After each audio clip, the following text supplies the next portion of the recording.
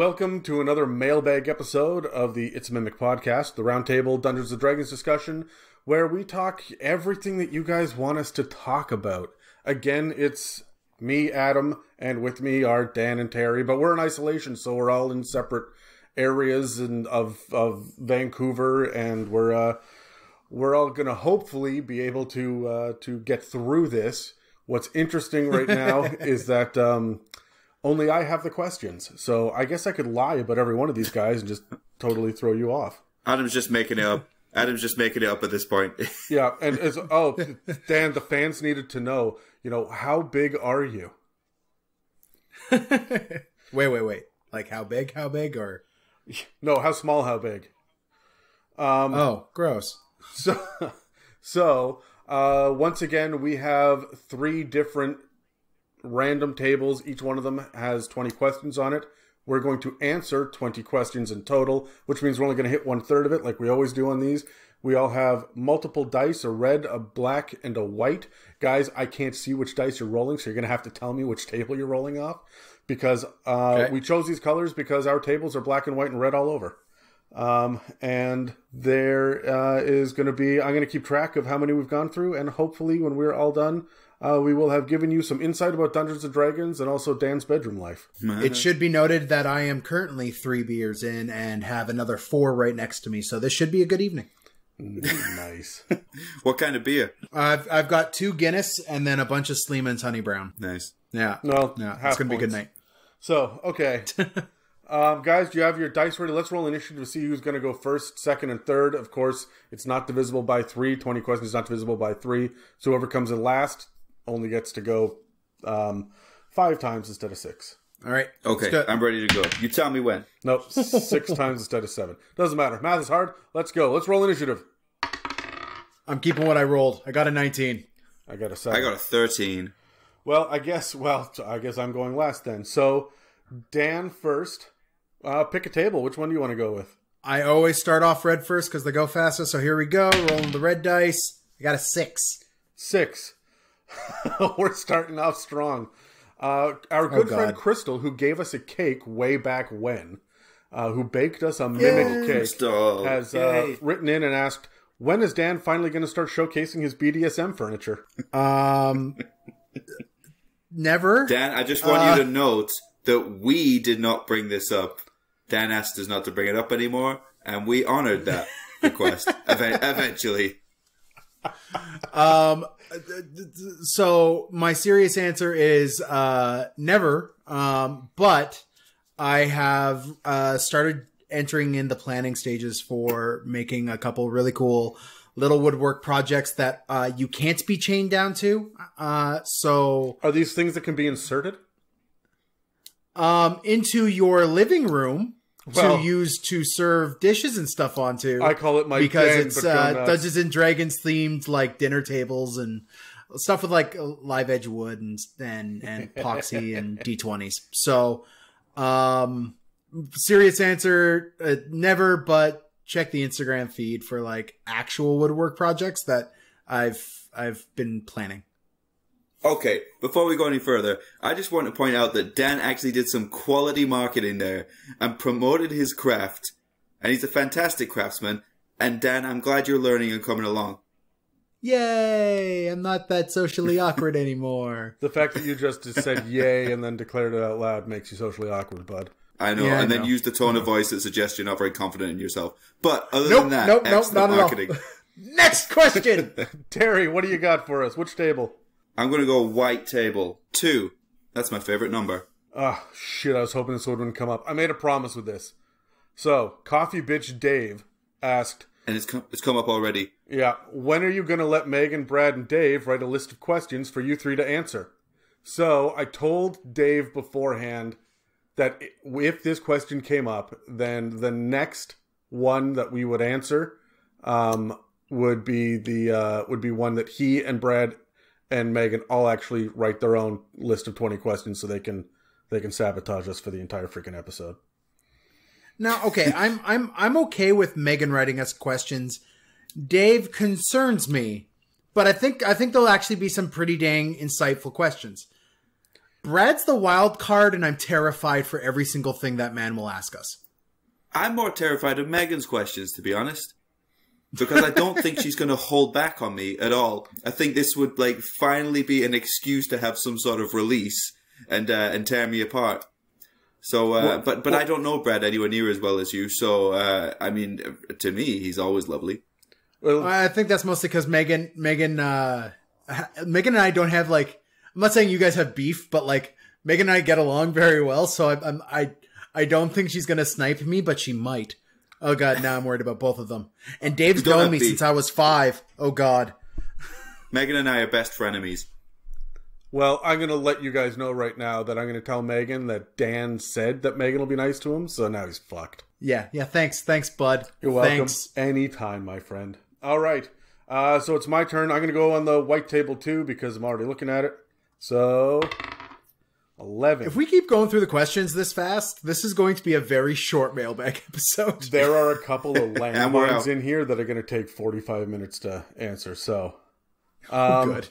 At the J Young says, I have a PC who wants to tattoo a scroll or a spell onto themselves. How on earth could I go about this?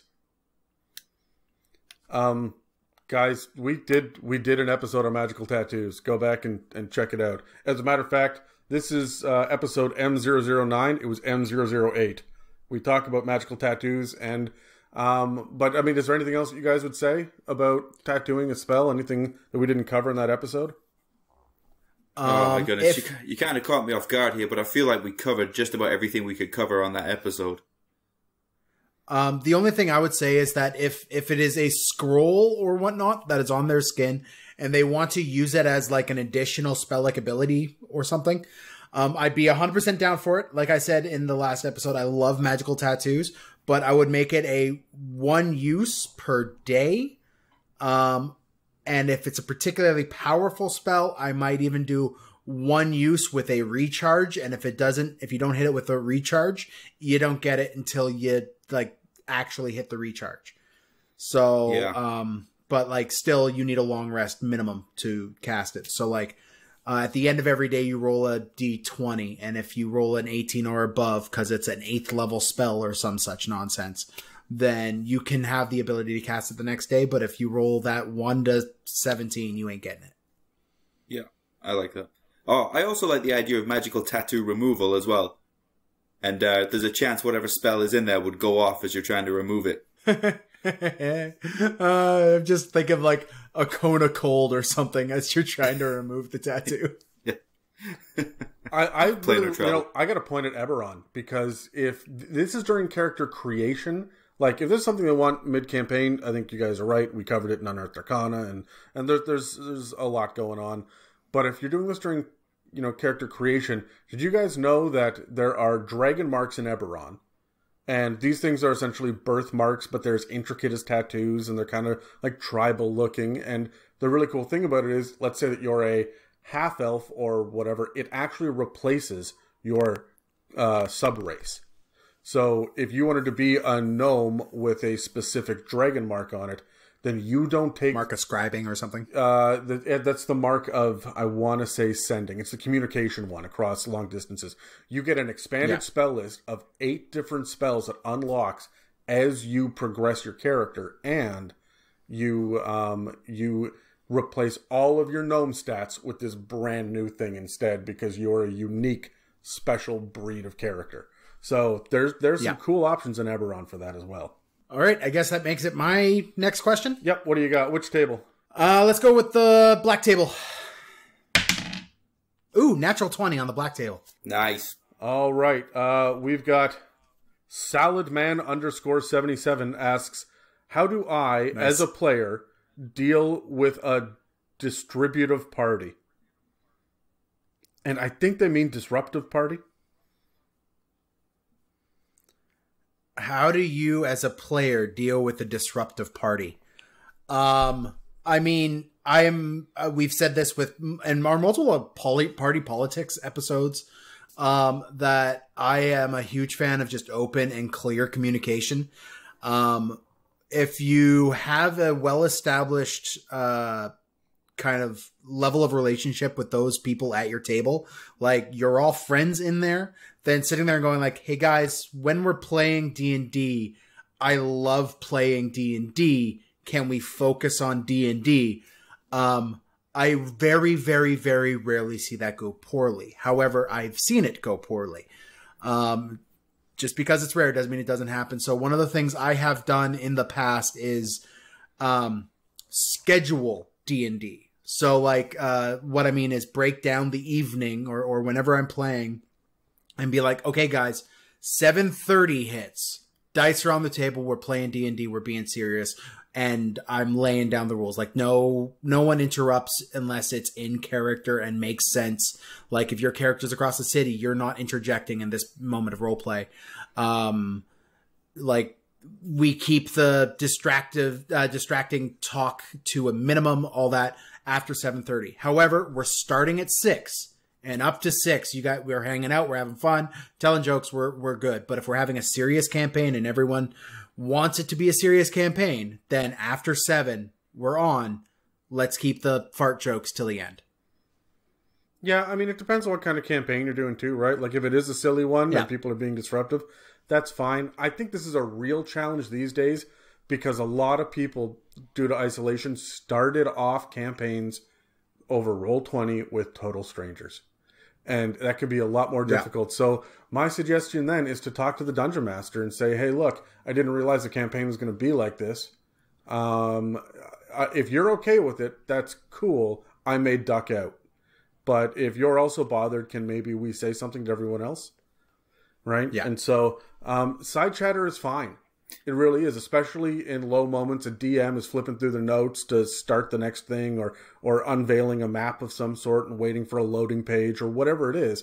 A little side chatter is all right. But if you're in the middle of trying to do something cool and some asshole across from you starts squirting you with a squirt gun or, you know, just over steamrolling over you with with their words and so no one else can hear you through your microphone, that's not cool, and that's time to talk to your Dungeon Master, who is there to be a referee. So, you know, lean on them. They are a resource. I agree with both you guys. I just want to weigh in on this real quick as well. There's two things that stuck out to me there. Was it's as a player and the disruptive players part. So there's always a reason why for everything, right? And I think too often we're eager to jump to solutions of what we think the problem is. But if you have disruptive players, to them, they're likely not disruptive in their own minds. There's a reason why. Okay, there's a reason why they're doing that. And we can't fix it until we find out what it is. Whether it be that they're not enjoying the campaign, that the DM's frustrating them, that they think that's just acceptable, they think that's what they're supposed to do if they're newer players, there'll be a reason why. And I don't think you can truly fix it until you find out what that is. The second part was the as a player part. If it's the player asking, it suggests to me that either the DM doesn't have a concern with this, or for whatever reason the DM doesn't feel comfortable with this issue because the player feels the need to ask. So as the player first, I agree with what both of you guys said. I think you should go to the DM, but I think you should also find out why the DM feels comfortable with this behavior before you find out the reason why it's happening. That's fair. That's a great point. Get to the root of the issue, right? Yeah. If people want to actually listen to our real answers, here, you can go check out episodes, 7, 8, and 9, which were all about party politics and role-playing. Specifically episode 9, that was a big one. And I believe the other one where we really focused on this was episode 51, which is how to handle players as a dungeon master. There's going to be tips in there that'll help you as a player as well. All right, Terry, that's you. Which one next? That's me. Okay, let me roll here. Well, which I got table? 4. Oh, on red table. Red table. You get Pepperina _ Sparkle Gem. Hello, Peps. Pepperina. How did D&D find each of you? How did D&D find each of us? I guess that means I get to go first.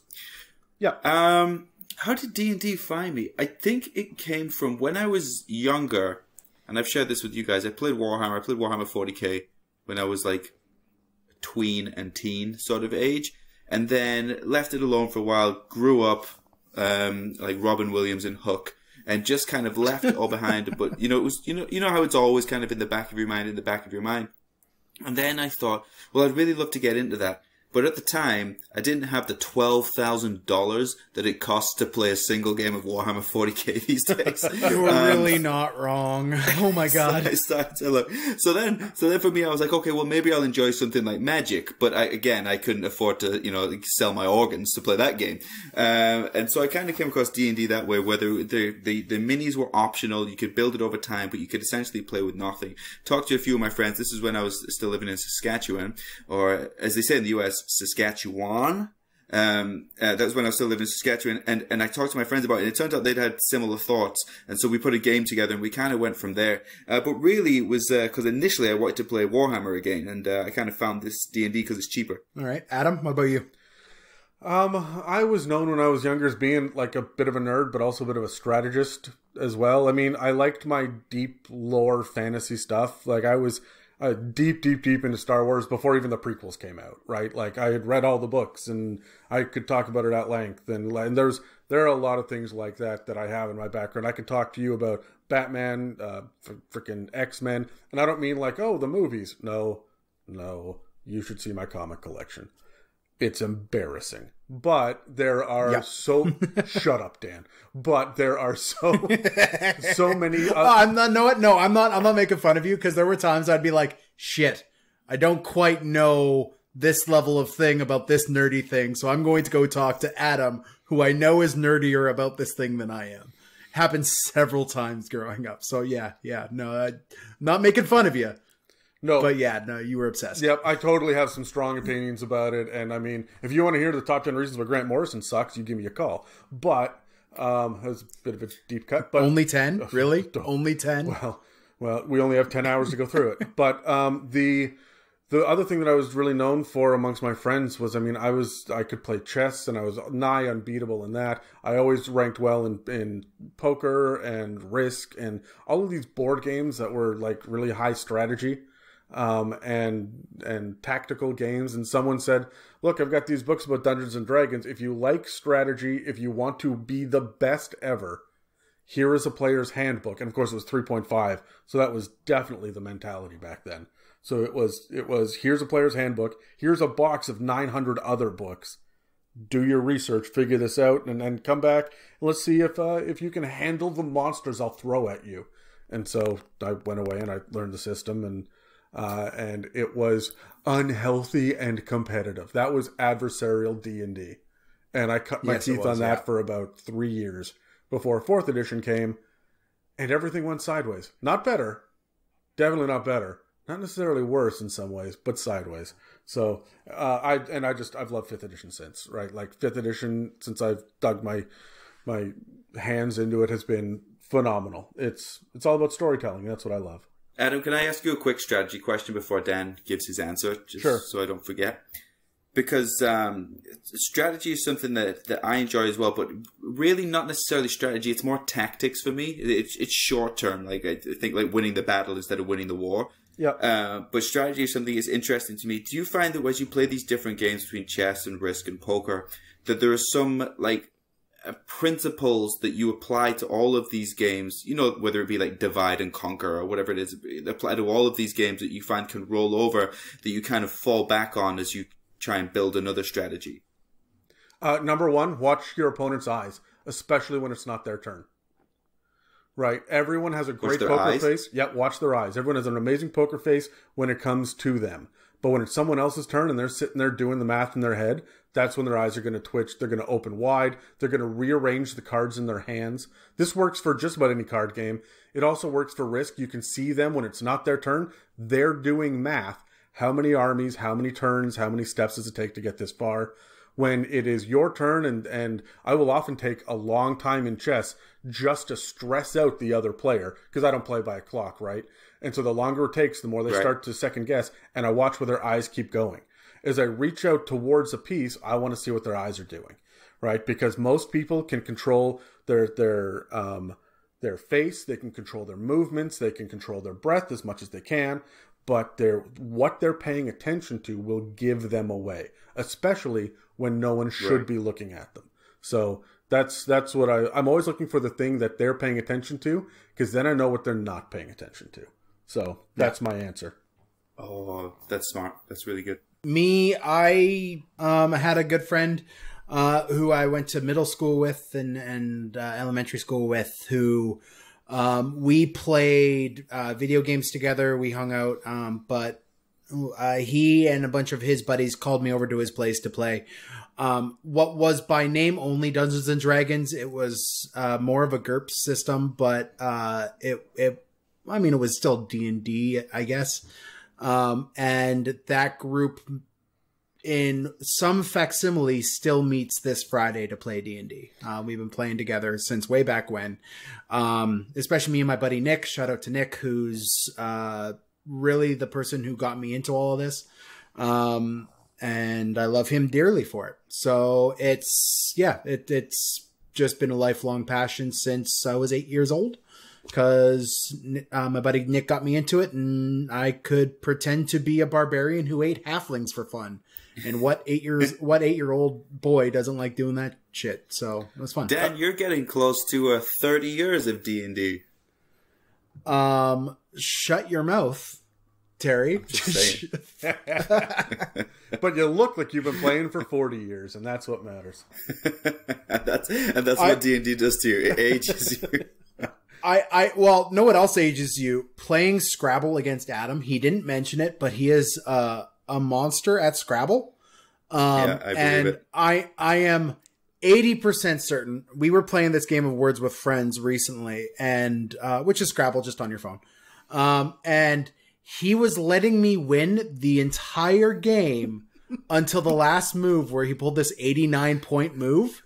And just like dropped the mic and walked away. And I haven't quite described to him my displeasure at that moment, but I was just like, a fucking course. You drop an 89-point word on the last turn of the game. You shit. And like, I was winning the entire game. I want you to know that I was on the phone with my girlfriend at the time, and I ended up sending her screenshots of what I was going to do, and she said, "Adam, that's not nice. You got to let other people win sometimes." And I said, "Nope. No, I'm going to do this, and I'm going to see what he says." And now you're declaring this on air, and I'm very happy about this. Thank you, Dan. Yeah, you're a piece of shit. Anyways, Terry, I think it's your turn. No, it's my turn to roll. I'm going on the black table. Adam's turn, yeah, that's right. I got a 19. We done a 19 and a 20 on this. I actually like this one. Alexander, another Skip Davis. Remember, he sent us that whole big table a few mailbags ago. We still have some left over, so we're slowly working through those. And he says, what is the best thing about 5th edition? And my answer to that is going to be the flat math, the action economy, and the bounded accuracy. Look, 5th edition is the best balanced game that I've run across. A lot of people say that Advanced Dungeons & Dragons is more balanced, but it's also, in my opinion, more complicated. It depends on what you're used to, but when it comes to role-playing games, 5th edition's balance, like, not every class and subclass is created equal, but God, a lot of them are, most of them are. And it doesn't take much for a DM to rebalance a party by handing out a single, simple, magical item. And the fact that we get things like epic boons and backstory plot hooks and even backgrounds. Fuck, backgrounds are so good. And nobody looks into them. It'll make or break a campaign if you start playing with backgrounds. Yep. And like, we never talk about it on the podcast because I don't know why, we just don't. But we're going to do a deep dive into it, soon. When we get through all the subclasses, backgrounds are, going to be our main focus for a while there. So, and I'm really excited about it because there's some great shit in there. But 5th edition allows you to min-max to a degree, but it is not totally unbalanced the way that other things were, the way the prestige classes were. I don't know. I just love the way that 5th edition makes it so that the onus on you to have a unique character is not based on the mechanics, but based on your imagination. Yeah, I agree. Absolutely. What about you, Terry? What do you like about 5th edition? Well, I think what I like is that the 0 point isn't too biased. So I started with 5th edition. I'm not going to pretend to be an expert in the other editions. But from what I've gathered about 3.5, it was very, very math-based. And so if you were kind of role-play heavy, it was hard to incorporate that. And so what I've learned about 5th edition is the 0 point allows you to, you can deep dive into and really exaggerate all of the role-playing or the exploration side if you want to. And the system allows you to do that. Or if your party or the people you play with kind of want to go math-based, you have the room to add more math in and to get more complex with what you do. It's very malleable. You can adjust it easily, and as long as everybody's in agreement with the type of game that you want to play, it's easy to adjust. So I think that's my favorite thing about D&D, is that 0 point isn't too biased in either direction, so it's easy to adjust either way. Fair enough. Yeah, look, I agree with you 100%. It's very useful for new players. Yeah. As someone who just recently is getting back into Pathfinder and 3.5 and then those more dense systems, I gotta say the advantage system of D&D 5e, the advantage disadvantage mechanics, is freaking incredible. As a DM tool, as a player, as a strategist, the idea of advantage and disadvantage is like its worth is incalculable. So I love it. It's missed at my table while we're playing Pathfinder. Like we've been neck deep in 5e for the past few years, and now that we're going back to Pathfinder for this one campaign, we're all like, all right, now roll this with advantage. Shoot, that's not a thing anymore. I guess a +2. Can it be a thing with Pathfinder, Dan, or is it? I don't know the rule system, or will it break it? I mean, it can. It would definitely be a homebrew thing that we will toss around, definitely doing. But like,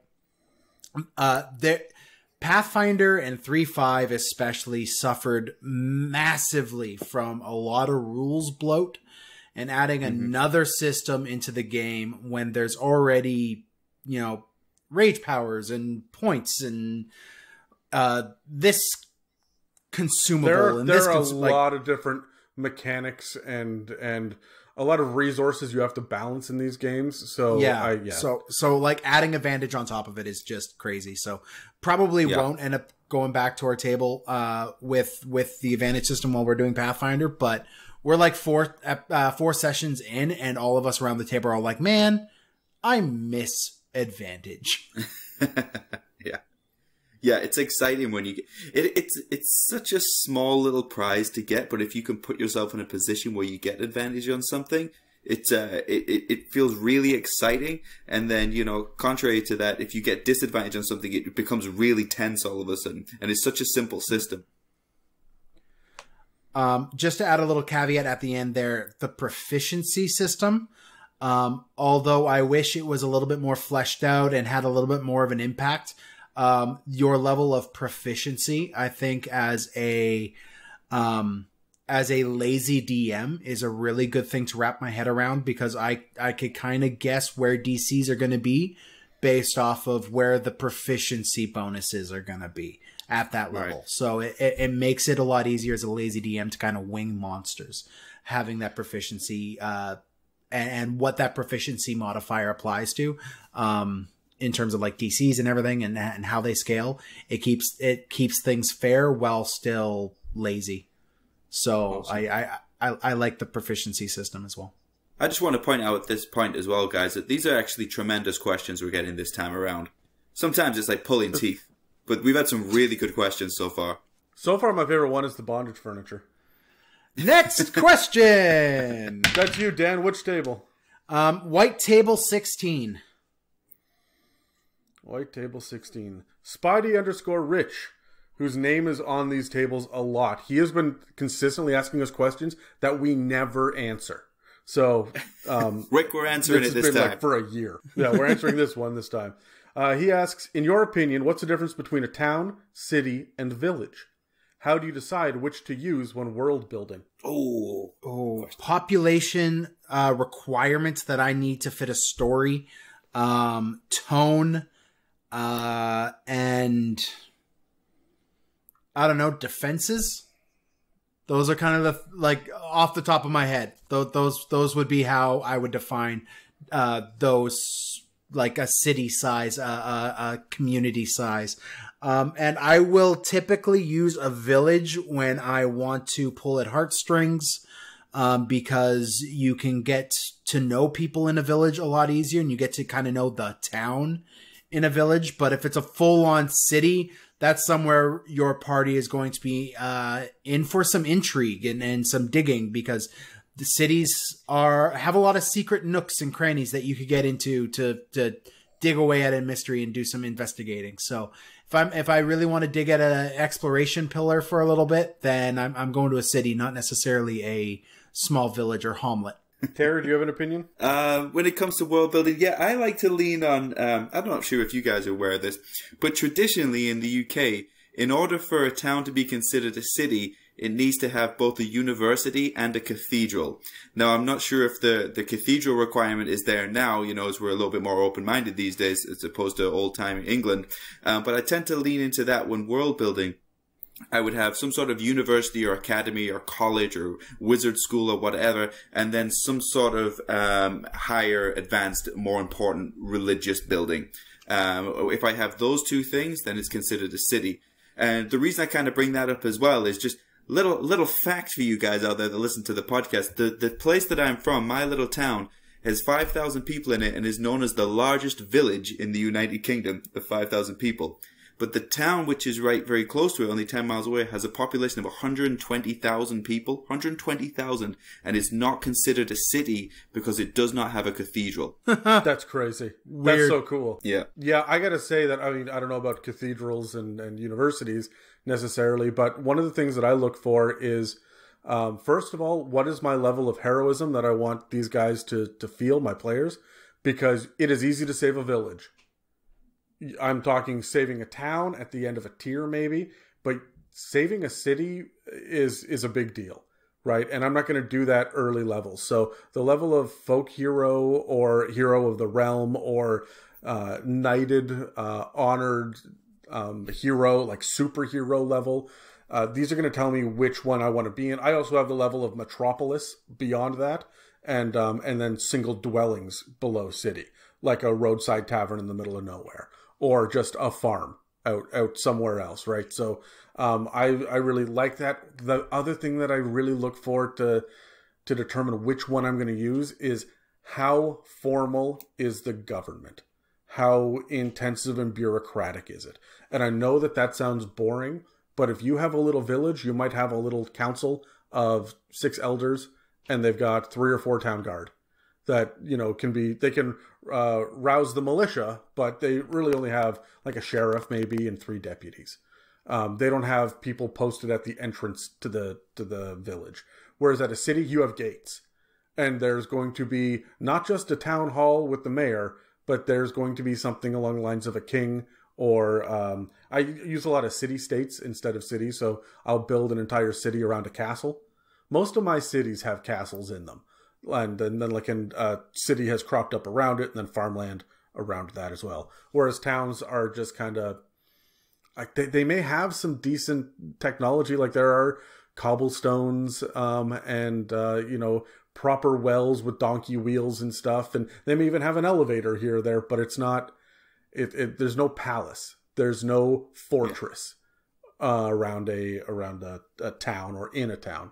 So I also think about how easily defensible is it, and that's another big factor. And I think about trade routes when I'm doing world building. And this seems so stupid because it never comes up, but when I'm doing world building, I think, where am I going to start my guys? Well, I want to start them in a city where they feel very small, or in a village where they feel kind of big, right? So small fish or big fish, small town.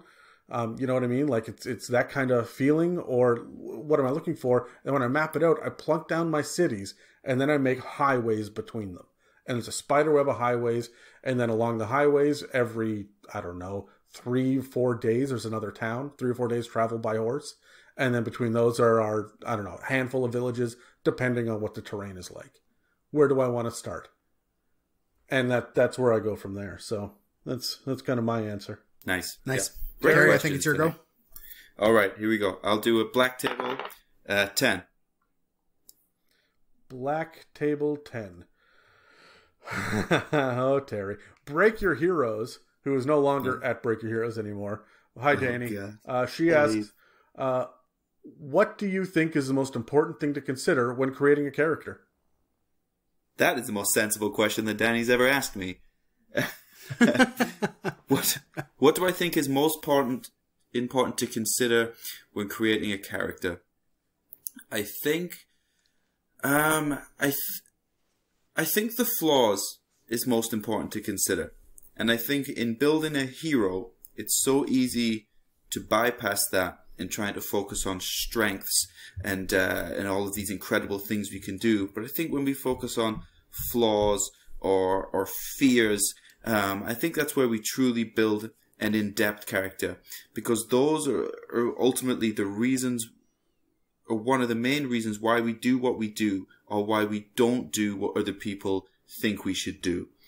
And I think that's what makes a character most interesting. I mean, the world is not so in love with characters like Batman because of what they can do, but because of, how tortured he is. The story of the Punisher is not because this guy is really good at kicking people's ass. It's because of all of the flaws that go along with that character. And so I think if you want to make a really in-depth character, look at the darker and the real gritty bad sides of them. Yeah, I agree with that 100%. Like, looking into the flaws is potentially the best thing. Having a section for flaws, one of the best things about the 5th edition character sheet. Dan, what do you have? Honestly, I like to, when I'm planning out a character, it's the story around the character. Usually I want some sort of, I get with what Terry was saying with the ideas of the flaws, but I want an intriguing story. So usually when I'm generating a character, I'm setting up things that I want my DM to run with, and go with. Like, I'm usually giving a nemesis. I'm usually giving some sort of personality flaw to the character, but I also want him to have strengths. Like, why is this guy unique and special? How is he? If you're great, if people are going to look up to you, which if you're a level 20 character, eventually people are going to look up to you. You have to have a reason why they do it. Right. And so, I like to kind of start laying the groundwork, planting those seeds of future hope and greatness in the characters before I start building. And if it's in in a world I know well, or if it's a campaign that is coming off of a previous campaign, but in the same world where all of our decisions from our previous heroes have impacted what the new heroes could do, I'll try to connect them in some way, shape, or form. Like, I want a compelling, intriguing story, with twists and turns and everything. Like, I want a 3-dimensional character with a cool story. It is amazing that we all come from very different places when building characters, and yet we're all going to say essentially the same thing. So Terry said, from a character perspective, his favorite characteristics are flaws. Dan said, from a plot perspective, he wants flaws and interesting hooks. And for me, when I build a character, I look at theme. I very much want the theme of a character. If I sit down and I go, you know what, I want to be all about fire, I'm going to go with a red dragonborn draconic bloodline sorcerer who's a pyromaniac, and I'm gonna dig into it. Maybe he's a fire genasi. I'm really gonna lean hard in that direction because I want to know he is now terrified of water. If I go into a theme there, I want to think, what is my overall theme and what does it leave me open to, right? If I want to go thief, I'm gonna lean into the Shatter Kai. Right, I really want to go heavy, and it's not really min-maxing because I want to focus on the things that they struggle with. So I really like the fish out of water. That's always what I'm looking for. If I want to be nature-y, I may not go like, a fur-bulg circle of the land, but I might be a sea elf circle of spores from the swamp, right? And who just doesn't understand civilization. And not just like, look at these funny cities you live in. What is this nonsense? But like, wait a minute, you guys warp metal? How do you do that? This is witchcraft and alchemy. I do not understand. And like, I want to see the big crazy differences, and so I lean hard into a theme. My next character that I am going to play, which Dan knows about, is going to be a character whose entire theme is they don't understand what's happening to them. They don't know where they are or why they're there or anything about the big scary world around them because they're dropped into a strange world they don't know. So of course I'm going to go wild magic sorcerer with that. and that just blows plot hooks wide open. So, I'm always looking for an overall theme. If I want Batman or Robin Hood, like I'm thinking of a character, why? What is the theme around them that I'm looking for? And once I identify it, then I can embrace it. And then that leaves me wide open to DM kerfuckery. I love that. I love that character idea. Well, you just wait. I know that Coffee Bitch Dave listens to this podcast, and I'm not sure he will have been introduced to my character yet, so I'm not going to say it out loud. But Terry, I'll tell you after the recording, it's bonkers. You'll love it. I'm excited for it. I'm going to run up to the red table, and I'm going to roll a 10. That's entirely average. We're going to cross off another Skip Davis one. What would you name a petrified ent lich as a monster and as an individual? What kind of specific question is that? This is a Jackie Wacker meme type level of specificity. a petrified ent lich. What would you call it if you were going to make it a monster stat block? And what would you call it if it was going to be like an individual, like Big Bad Evil Guy? I got to think about this one. Give me a minute. This one just totally freaking stumped me. Get it? Petrified ent lich. Dead weight. Deadfall? Yeah. Deadfall's not bad. Deadfall is really not bad. I don't know, man. Steve. You are the fucking worst. Man, I don't know. That's rough. I could call it, I would give him a title. It would be like the Captain of Rot or something, right? Like there would be a thing. He's petrified, so he doesn't rot, but everything around him does. I would lean into that necromancy thing and also look to Circle of Spores for some inspiration on this. I guess, right? A petrified ent lich. He'd be surrounded by corpse flowers, right? Like that's a big thing. Like it leads me to believe that there is something like this in one of the many Monster Manual books somewhere. So there's like, especially in like 3.5 when there was like 17 Monster Manuals or some such nonsense, including the Fiend Folio. So there's probably something along that line, like along this theme somewhere in there. The Carnage Cabbage. No. Man, that's a hard one, man. That's so specific. I don't know. I'm going to get it eventually. I'm going to keep thinking about it. We'll just throw it out there. Is it my turn next? As it comes up. Yeah, Dan, it's you. All right. Let's go red table because we haven't seen a lot of it. I got a 9 on the red table. Miss Rogue 1701, which I like. 1701 is a Star Trek thing. Is Star Wars the Rogue, or do you think it's D&D? Doesn't matter. Anyway, this is from Reddit. Our very first Reddit question. She asks, do you feel that the Mark races from Eberron are signs of power creep, as they all seem more powerful than the others of their race, particularly if they're spellcasters? Are they a sign of power creep? Yes, but that's just because any new content coming out is going to be a little bit more powerful because they've established the baseline. And they've filled up the baseline, so anything now is going to feel a little bit hybrid-y, which would be a little bit more powerful. Like I go with the Mark of Finding, I think it is, with half-orcs specifically, where it's kind of like a half-orc with a little bit of ranger mixed in there because they've got some like hunt and survival skills in there. That being said, I don't think that power creep is nearly as potent as it was in previous editions when they started adding new things.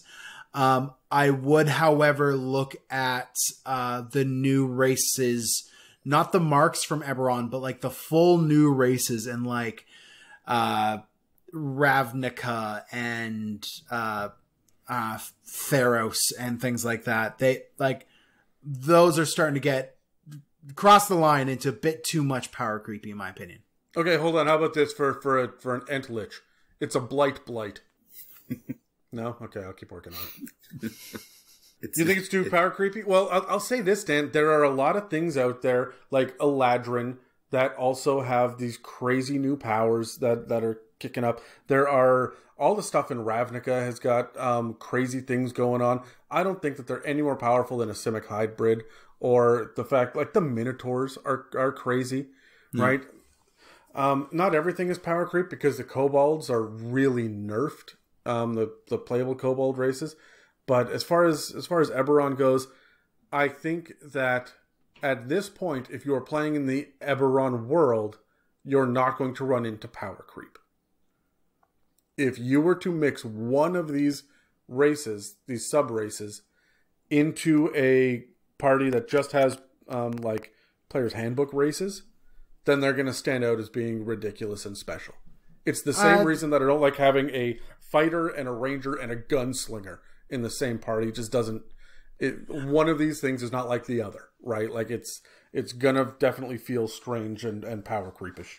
I agree with you that it'll feel strange, but I think they've done quite a good job. And I don't mean to be the WotC apologist, but like I think they've done a pretty dang good job of keeping these things balanced, with some very, very glaring exceptions, of course.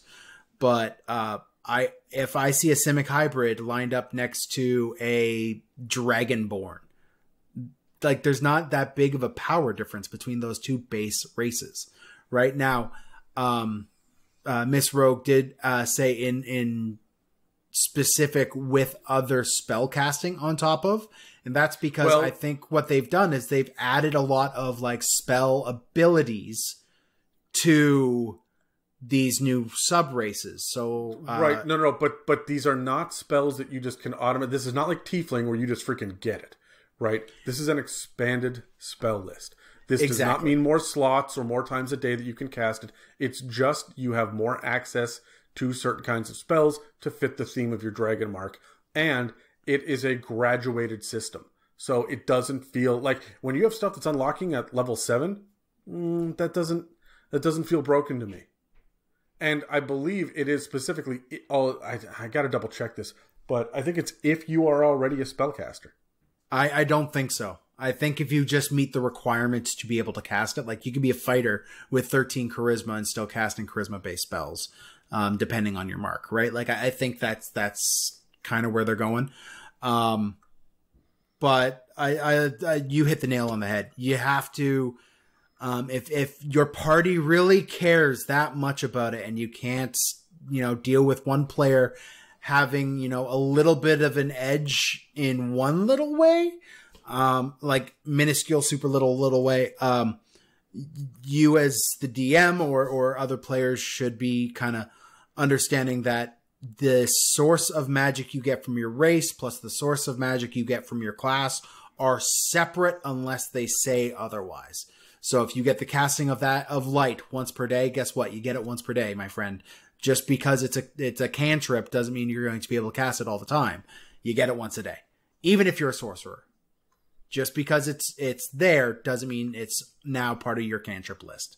It comes from your race. You could do it once. So okay, so it says right in it, I'm looking at it now, that you get spells of the mark. If you have the spellcasting or pact magic class features, the spells on this list or on this table are added to the spell list of your spellcasting class. That's it. Your fighter does not pick it up. Yeah, sure. So, it doesn't change much for me.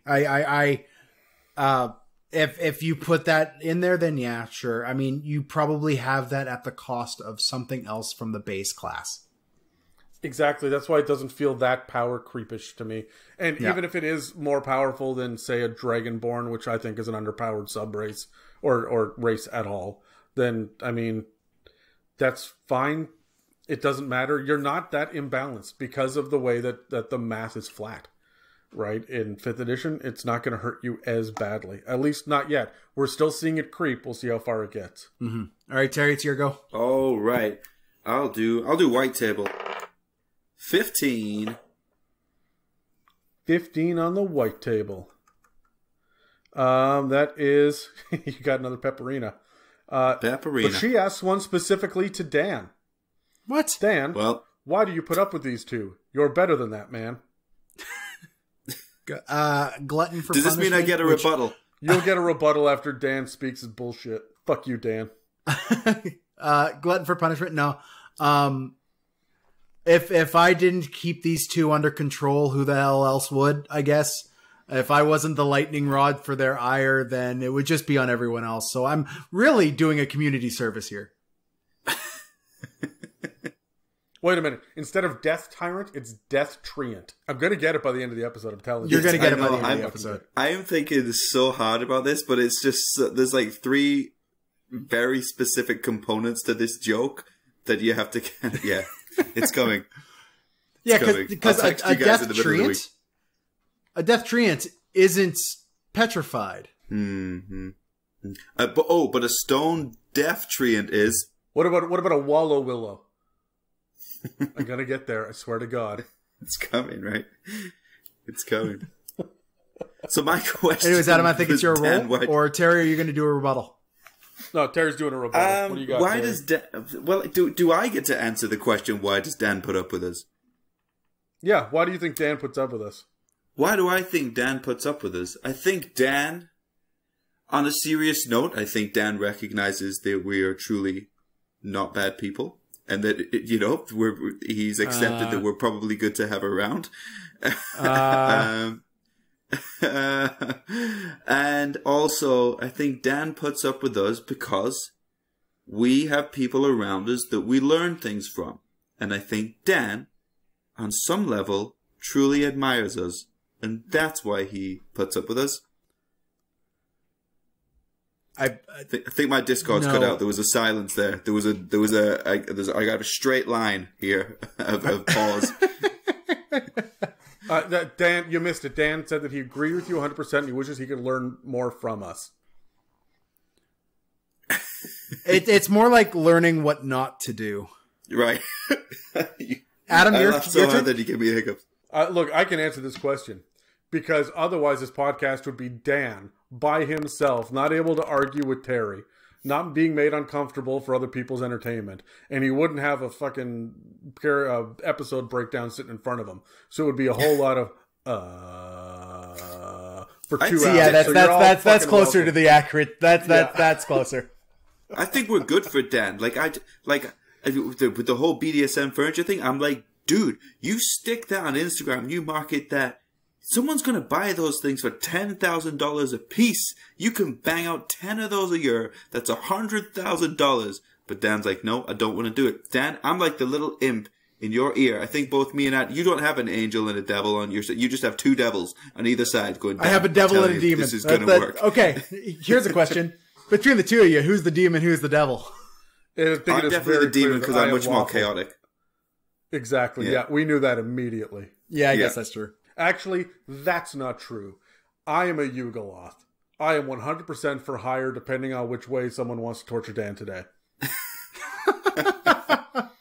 Alright, I'm rolling on the black table. 13. We got another Spidey Rich, which is good. Let's cross some of these off. Other than Bernard the Bard, do you have anything that you put in every campaign? Oh, man, these are good questions. Adam, you want to go through the full list? No, we don't have time.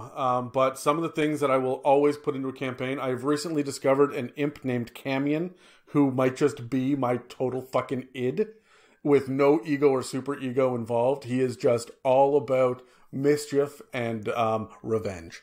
He is totally 100, mischief and revenge, sure. He's 100% your self-insert. For the mischievous side of me, yeah, absolutely. He is, and you can all thank my girlfriend Mieka for this. Hi, Mieka, thank you. You're torturing the world now. So here's the thing about Camion. Thanks, Mieka, you've tortured me. Camion is all about making deals with people, and he will 100% tell the truth about everything unless you start asking about what's on the fine print or what is assumed to be part of this deal. He won't get into it. You will get the face level thing, and he will sit back and wait for the opportune time, because he will always ask for a vague payment in return. Sometime in the future, when you least expect it, I'll need a favor. Or at some point, I'm going to need you to heal me. But he's going to wait until you have no hit points left and 1 health potion. And he's going to sit there and say, I stubbed my toe. As a matter of fact, he's going to walk up in front of you, ram his foot into a stone wall and say, ow, heal me. And you have to do it, or he will come at you. And he has got some like serious freaking powers in the background. So like, I love Camion. He is just a landmine waiting for shit in the background. I also have a dwarven paladin that I absolutely love. Her name is Lady Ingle the True, and she is in every single one of my campaigns. She will not tell a lie, and she is easily corruptible by the party when whatever direction they go. So if they are lawful evil, she will go that way. If they're lawful good, she will lean that way. Her only thing is that she will not tell a lie, and she starts off usually in a place of weakness and will then start emulating the party and what they're up to. I'm trying to think of some other things. I always want elevators in all of my campaigns. There are always donkey wheels with ropes and platforms moving up and down cliff sides. That is just a thing that I do. Well, something's got to be lifting our spirits up in Adam's campaign. Fuck. There's usually a green dragon, although it's often a blue dragon who has the ability to shape change. I know that's not standard to the chromatics, but they will get into it. Oh, that's a thing. Every dragon has two names. They've got their dragon name and then their persona that they go by as well when they're shapeshifted. And so if you can pay close attention, you'll notice that they kind of line up in certain ways.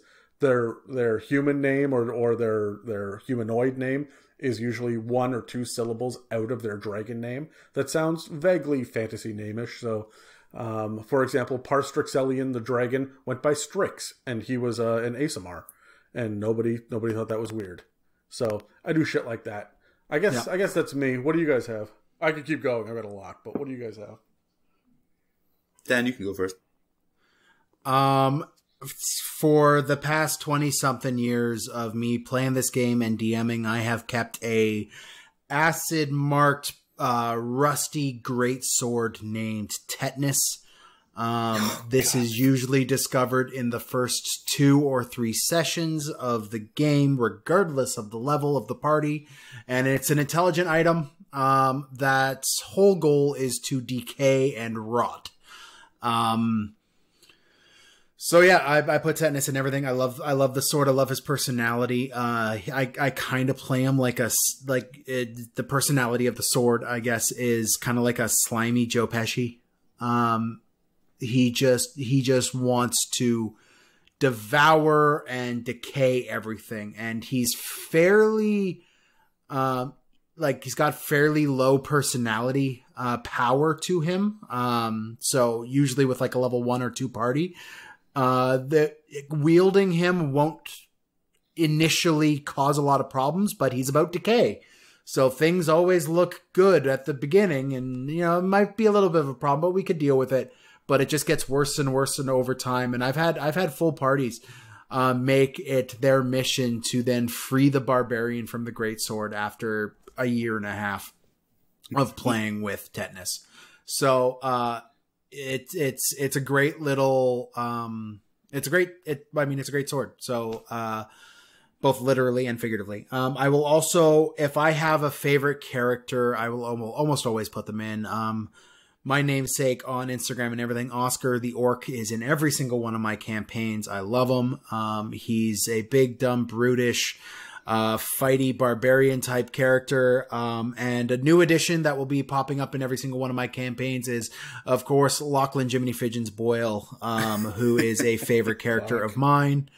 Little vice loaded up gnome investigator who's just world weary, but is trying to do the right thing because that's what his wife would want.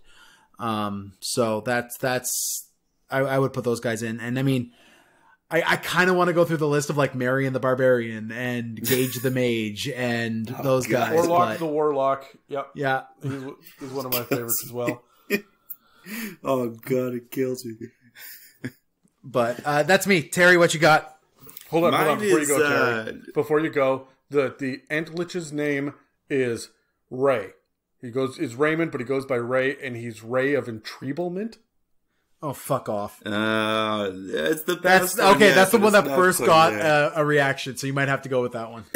Okay, because A, it's a necromancy spell. B, it's not quite petrifying, but it does weaken you, and it is got a tree pun in it. If you didn't like that, I was going to go with Ray of Stickness.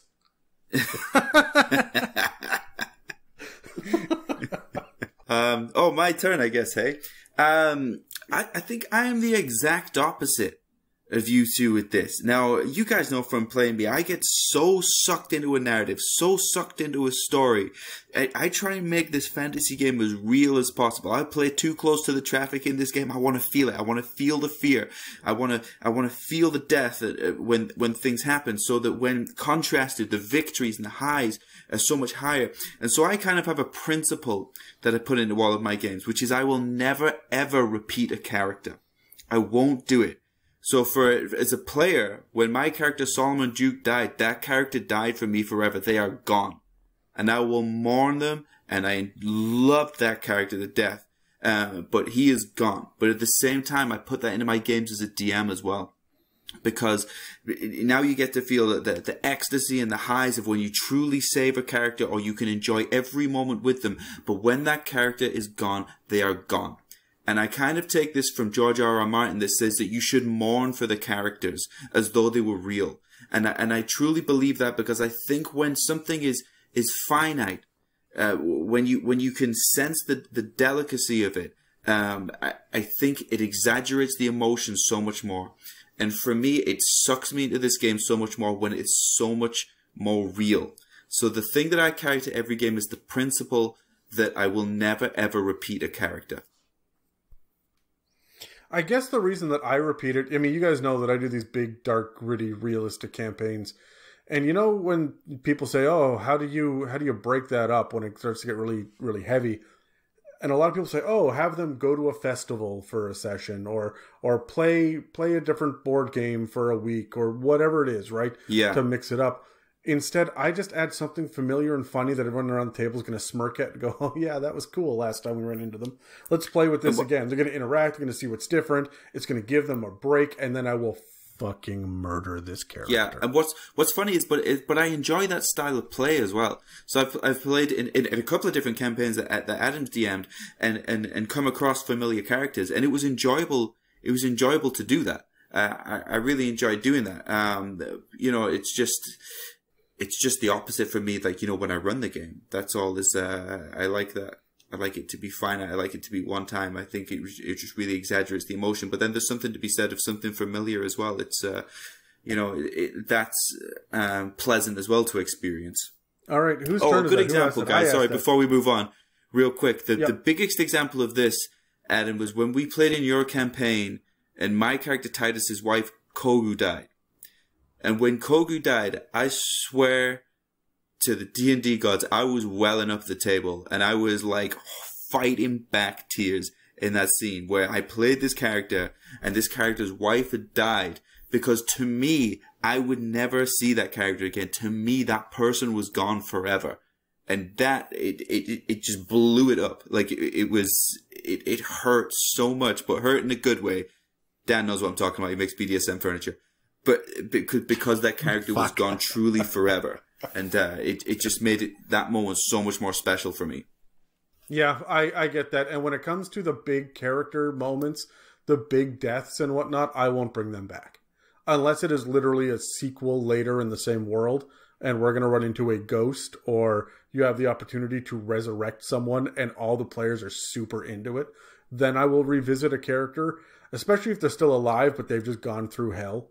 Yeah. Like I did with everyone's favorite beloved child goblin, Yormi, that everyone loves so much, that we ran into him 17 years later. He had one arm and a hell of a backstory. The accidental NPC that was never supposed to exist, but was a result of the deck of many things. It's unbelievable. Oh, and I think I've said this before on the podcast. When I joined your guys' group, I was told one big rule. Like, I kind of had carte blanche for character creation. Everything was good. But I had to be on board with one thing. And that was, if Yormi dies, we riot. Yeah, I know.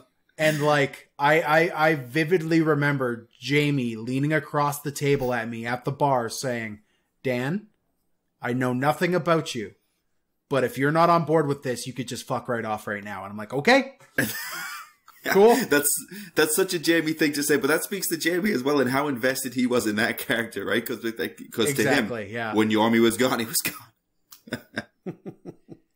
All right, Dan, it's your turn. Let's go with white table.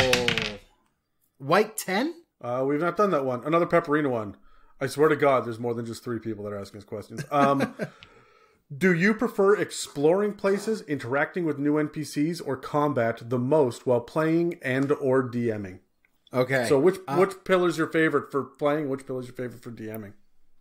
I'm going to answer the DMing one first because that's easier. My favorite thing to do is, for me, it's the exploration pillar is probably my favorite. I like throwing puzzles and, like chases and stuff like that at my party. It's just the more fun to me. I like them to explore the map and that. Now keep in mind that's heavily weighted with combat as well, which is kind of just my comfort zone, I guess.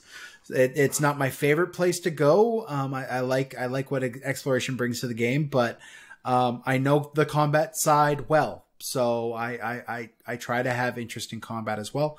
As a player, it depends on who I'm playing with. And specifically who is DMing. I know if I'm playing in a game with Adam, I can expect great puzzles and great exploration, with some pretty dang good character role play and mediocre combat. If I'm playing with my Friday group, that's on its head, and the role playing is decent. The combat is fantastic and tactical, but the exploration is lacking. So I play to the group, I guess. But as a DM, I really like building my exploration combat encounters. Terry, what do you got? Love it. Funny though, we're answering Pepperina's question. My phone just flashed up. She just liked my photo on Instagram, so thank you, Pepperina.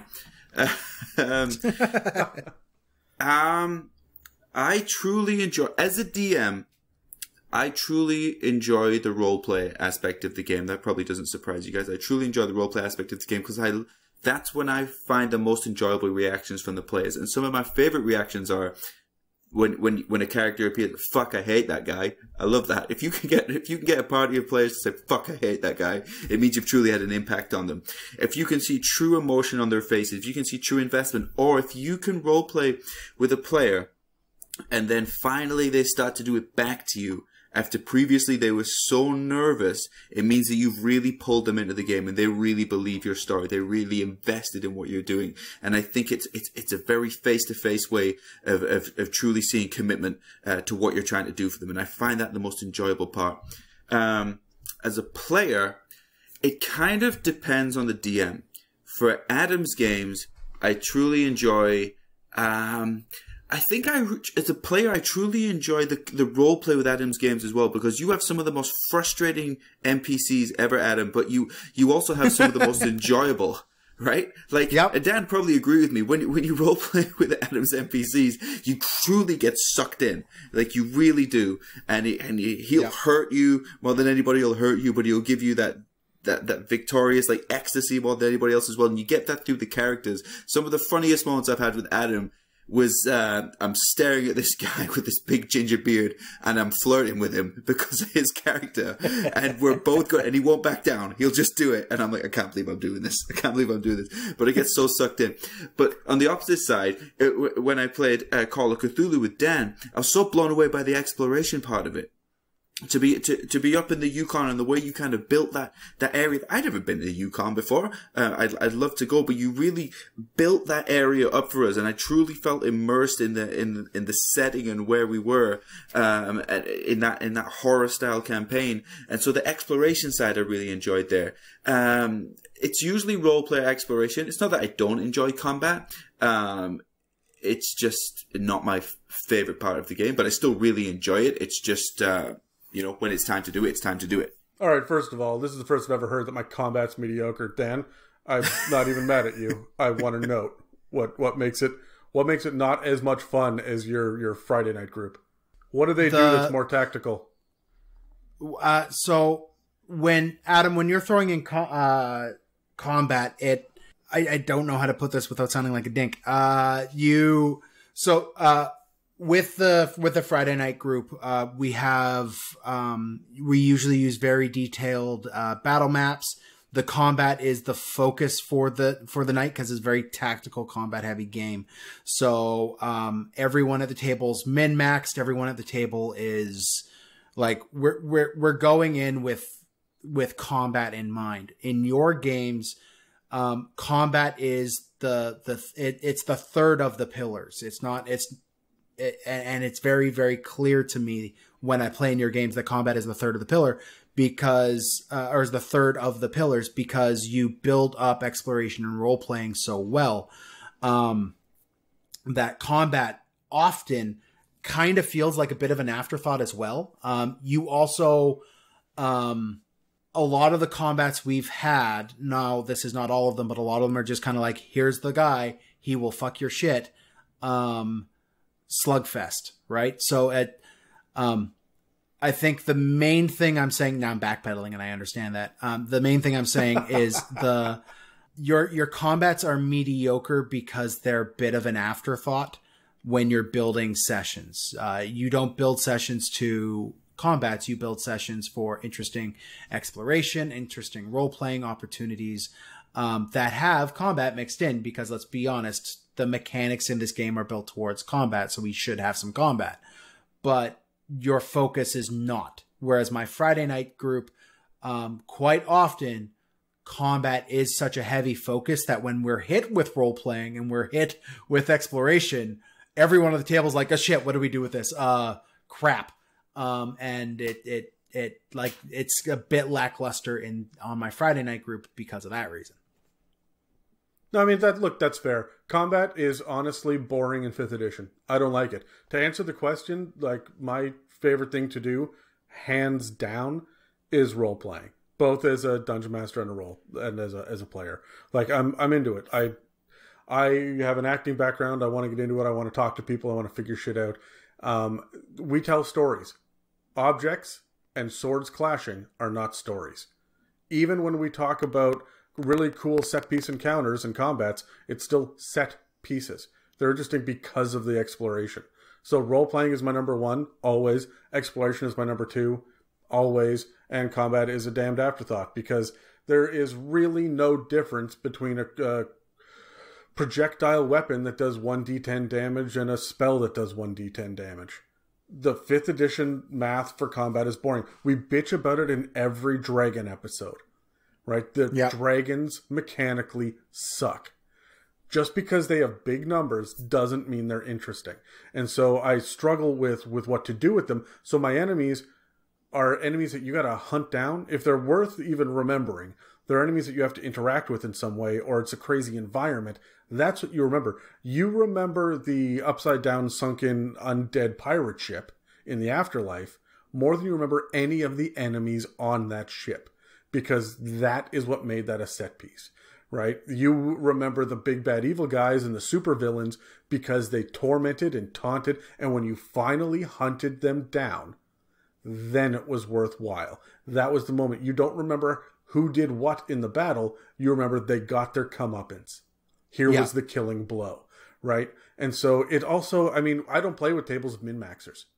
I don't. We make fun of Dan for even being remotely proficient with combat, right? Because nobody else is. They look at the spell list and go, I just didn't take a combat spell. Huh. I'm an evocation wizard and the closest thing I can cast is something with difficult terrain, right? Like, these are the parties that I play with. My giant sneaky rogue in the last game was a mastermind rogue that could technically do sneak attack damage but had almost no hit points. Yeah. And showed up for role-playing purposes. That's what mastermind rogues are for, right? Like, and so I like that. I lean in that direction. I'm very much going to start adding that shit in as well because the other thing that we've been struggling with as far as lackluster combat, we have been stuck in tier 4 for fucking months. Yeah. And there was nothing interesting to do in there besides throw 10,000 minis on the table or the one big bad guy that will kill one character and then everyone else will drop it. They will kill one character if they have enough hit points to last 3 rounds, and that's it. Yeah. Tier 4 is hard to balance combat. And so that's not my defense because honestly, combat is a hurdle. It is what you do to get to the next part of the story. Yeah. So that's my perspective on it. That's why I don't play 3.5. I played min-maxing. I've done tactical gaming. I'm not interested in it. If I want to do that, I'll play chess. Well, that's why I've been sitting down for a while and telling you, hey, I want to play a game from level 1 with you DMing it. Because I want to see what kind of, hijinks a character with 8 hit points could get into on an Adam campaign. Yeah, the other thing that I was super aware of was the fact that, and I played every single kind of demon that exists in Dungeons & Dragons. I ported some over from 3.5 and 4th edition to be able to fill 108 different rooms, each with a unique demon. And they all ran exactly the same in 5th edition. The thing that was different was how big is the room? Do they have furniture to hide behind? Does it fly? These are exploratory things. Will they trick you and talk to you? That's role-playing. But other than that, guess what? Your fire spell won't work. Hit that fucker before he tries to escape. And that's it. That's all there is to it. So I am really bored with the monster manual. Volos, Mordenkainen's, and the shit in the campaign event, like the modules, excellent, super flavorful. The campaign settings, Ravnica, and I've been looking into Theros and Eberron, really cool monsters, very flavorful, very interesting. But the monster manual is a limp dick to me. That's all it is. I think that is whose turn is that? That's Terry's turn. That's my turn. Red table 12. Red table 12. Jesus Christ, we're going to knock all the pepperinas off. I swear, there were only like 6 on all 3 tables, and we've hit 3 of them. So that is Adam. What events from your past made you the evil genius you are today? That's 2 turns in a row. I got a question directed at somebody else. Yeah, there is one on here directed to you. So you ask that question again, Adam, and I'll see how I can. I'll let you answer it, and I'll see how I can get involved. Okay, Adam, what events from your past made you the evil genius you are today? Well, I don't know, but I'm interested in the story. I think it was that vat of acid you were dropped into as a child. All right, no, you want to know? I'll give you the legit answer. I was going to be like, or was it the eclipse you were born under? It was generations and generations of selective breeding from the cruelest and the most intelligent. No, okay, so here's the real answer. When I was a kid, I had really bright red hair and a ton of freckles. That got your ass kicked a lot. I got bullied. Like, I had I had a bloody nose 3 times a week. Like, I got my ass whooped. So I had to get smart because I wasn't tough. Oh, you're Tyrion Lannister. Oh, yeah. Because I got picked on until I was smarter than them. My mouth got me into trouble, and then I had to learn how to use it to get me out of trouble.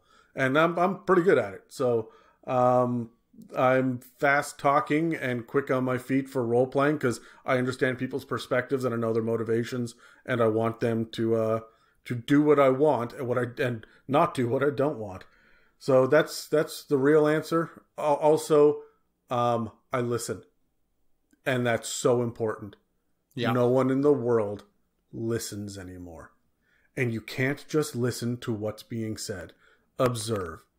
Everybody has, and I'm not talking about like tells for poker on this. Body language, tone of voice. I hate talking through text, and I end up, you guys know this, when I send you a message, hey guys, we're doing an episode this week, it's 9 paragraphs long because I feel the need to be clear because text has 0 nuance, right? And so I require a bigger vocabulary to get my point across. I just don't trust that people understand what I'm trying to say if I'm not in a room with them. Yeah. So I listen and I observe and I pay attention more to what people aren't saying and how they're saying it. The long responses or the long pauses between responses. Like, there's more to observing than hearing the words.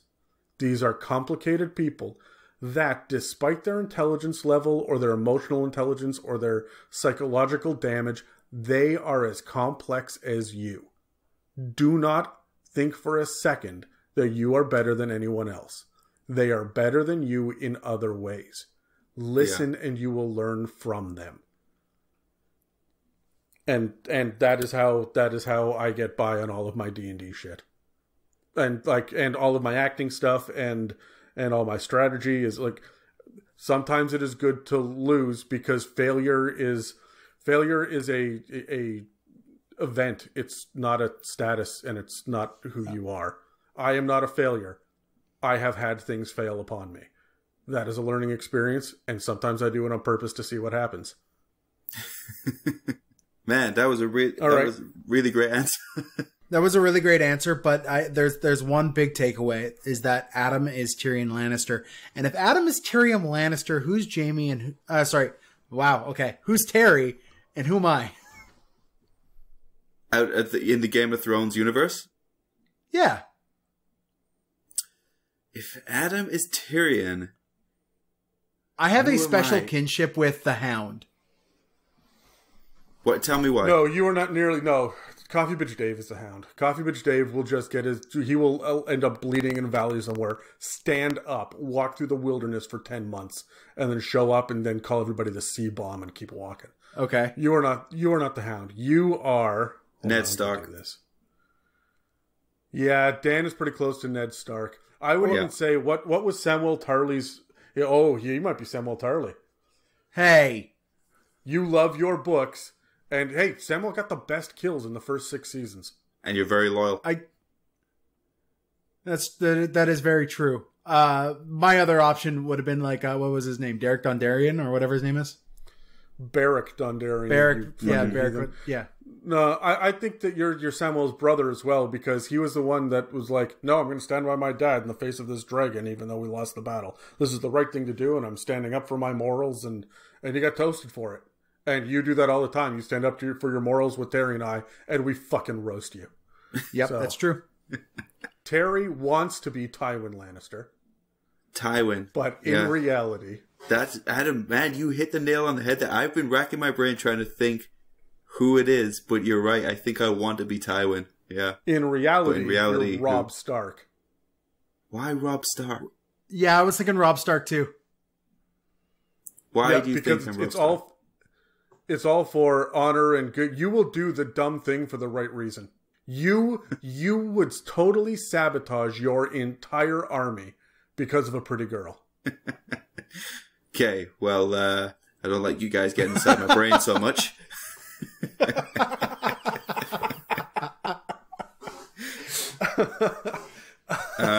Shit just got real, didn't it, Terry? We hanging up the phone now? Do you know what? It did. You did well, because you were like, you want to be Tywin Lannister. And do you know what? Especially because I was just asking you about strategy earlier.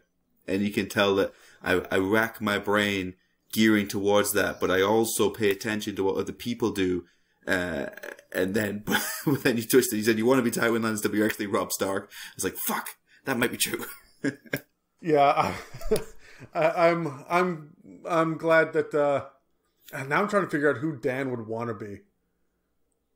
Dan wants to be Jon Snow. No, I want to be Ned Stark.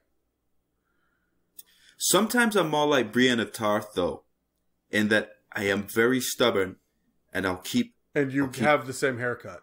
And I have the same haircut, yes. Yeah. And but I'll also keep pushing, and like keep getting knocked down, I'll keep going. And it's not out of like some incredible ability or something. I'm just that idiot that won't stop when they probably should. But maybe more Robb Stark, yeah. Well, the only reason I said... See, that's the same reason I picked Robb Stark. The only reason I picked Robb Stark is because he was really, really good at strategy and combat. What he was good at, he was a master of. Yeah. But as someone who has DM'd you, and I'm speaking specifically Dungeons & Dragons now, you would consistently fall for the trap that was laid for you. Oh, man, you're so right with that. Do you know what? I would have... And I was going through the characters in my brain, and, you know, I was flipping through them like a game, and he went by real fast in my mind. I went, nah, there's no way. And then when you said it that way, you're right. Oh, man. But that is specifically Dungeons & Dragons. Dan in Dungeons & Dragons is Ned Stark. Man, I think if I wanted to be anybody, it would be the Onion Knight. Oh, yeah. Oh. Yeah. Why, Dan? Why do you want to be the Onion Knight? I always want to know reasons why for things. He's a straight shooter. He is. He has no right to be where he's at, but he is there by his wit, by his guile, and by the relationships that he chooses to build. He's also unwavering when it comes to doing the right thing. And he's also unwavering when it comes to doing the right thing. Exactly. Yeah. He's like, in my opinion, he's one of the most moral characters in all of Game of Thrones. And I've got no end of respect for him for that. And do you know what's funny? Not that we're going to go diving too deep into that universe. You're right. He is one of the most moral characters in that universe, but he's overlooked because everybody looks to the nobles in that world for the moral characters. You know, who has the best values, but we're looking at all of the leaders. But if you just look to the man who stood to the right-hand side of the leader, it's him. Yeah.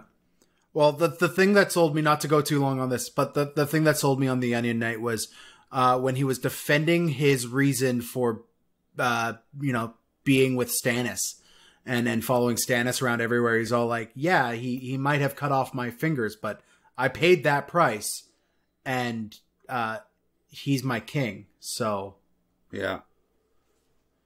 I think that I'm Tyrion Lannister, but I want to be Jaqen H'ghar. Well, I think you play into that a little bit as well, talking about what you just described. But yeah, for me, still Tyrion. But why Jaqen H'ghar? Because Jaqen H'ghar could slip into any situation. He was always the master of anything. Tyrion got by on his wits and could negotiate and so on and so forth. Jaqen could get in and out of any situation, bar none, and never failed.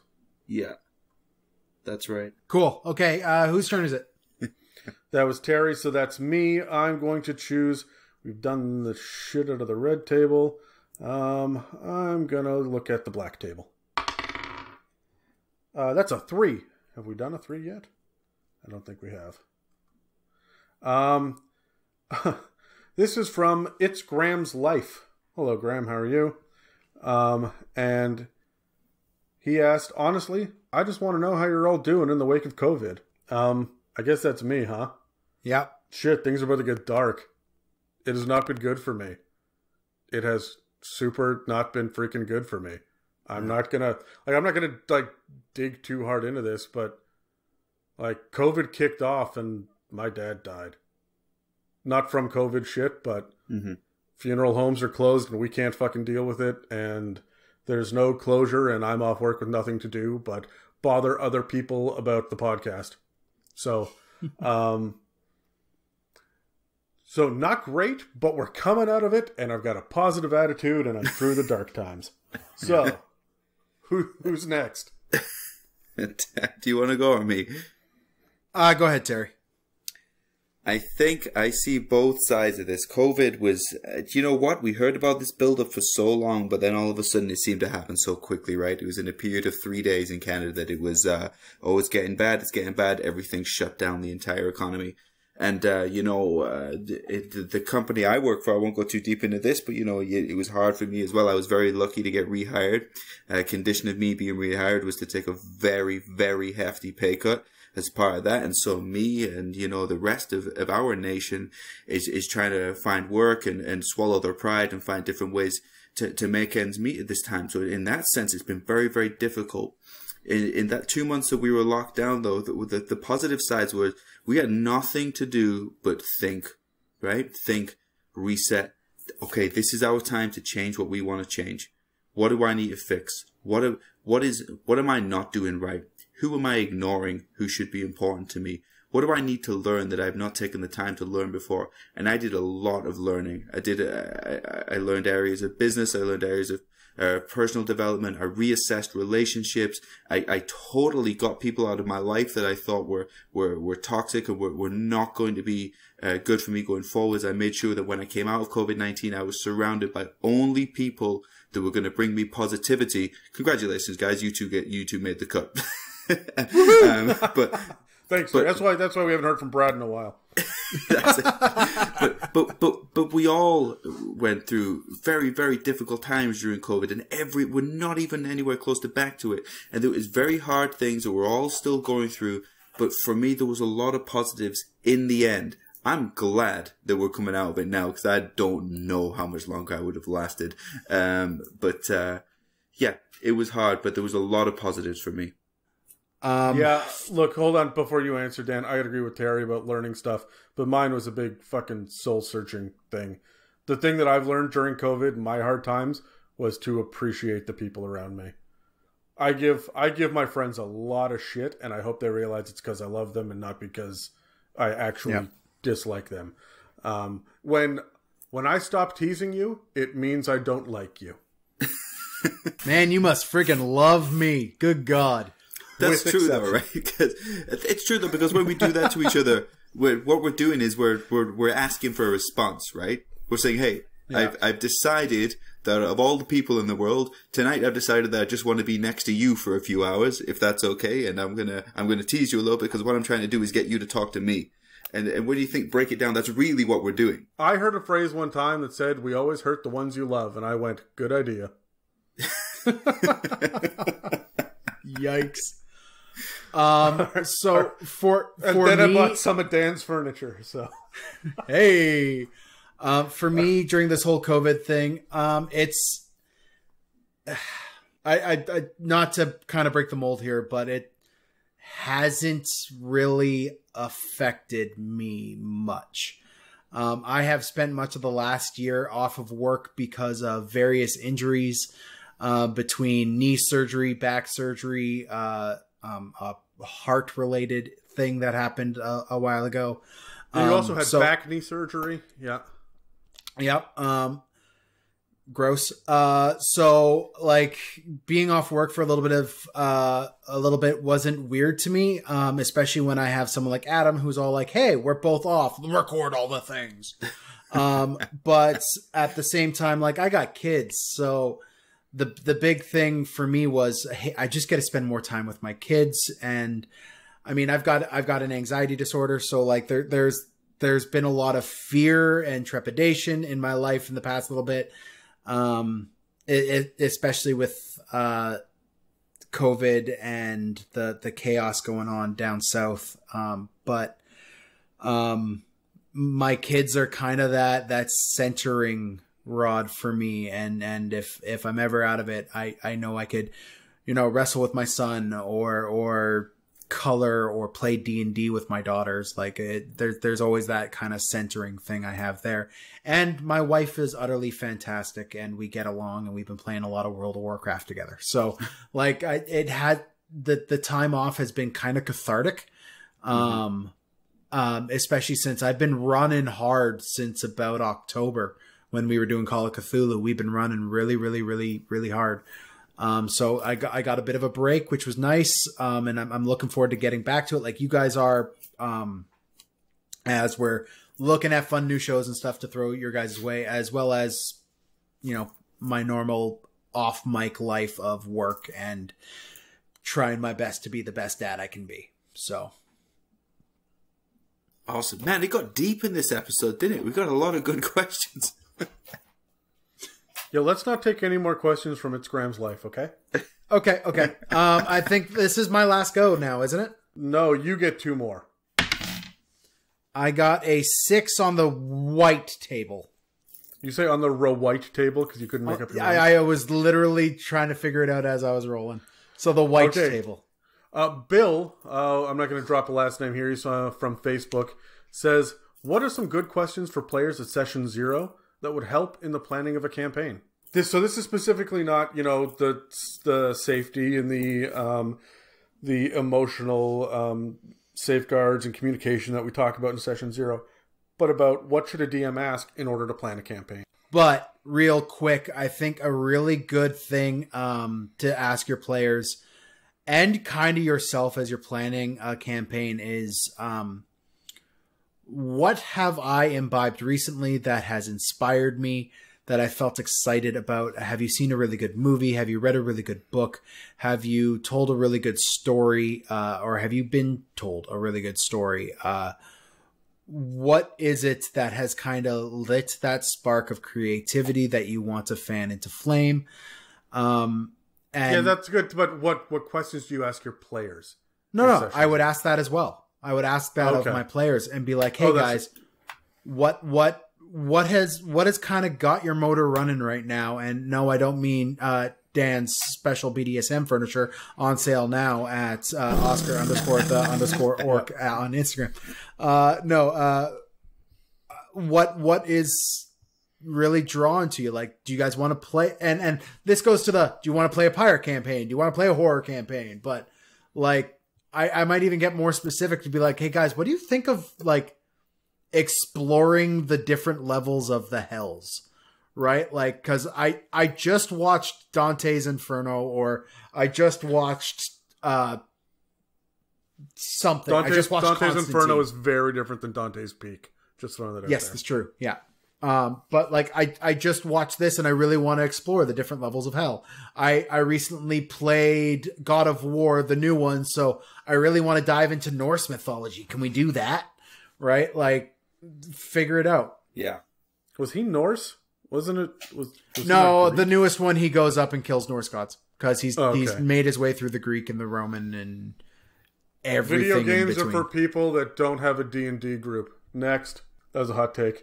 Terry, do you have an answer? What are some good questions for players in Session Zero? We've gone over this in length, lots of different questions. But two big questions for me is to ask people, when you go home after D&D and you speak to your boyfriend, your girlfriend, your mom, dad, your dog, and you want to tell them about the best experience that you had at D&D that night, what are the types of things you want to tell them? Because it'll tell you about what they truly imagine to be their highlights. And you'll find out whether it's the detail of how scared they were when they were exploring the caves, or the victory of killing the dragon or the Lich or whatever, or the role-playing and the hilarious encounters they had with their friends.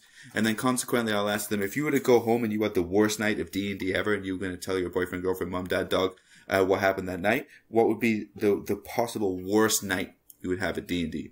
And that will tell you exactly what they do not want. And what they hope does not ever happen in your campaign. And it'll give you very extreme answers, but it'll certainly highlight the direction that those people do not want to go in. Fantastic response there, Terry. I'm getting good at this. Honestly, I'm not going to be able to add much more without just having some sort of snarky answer.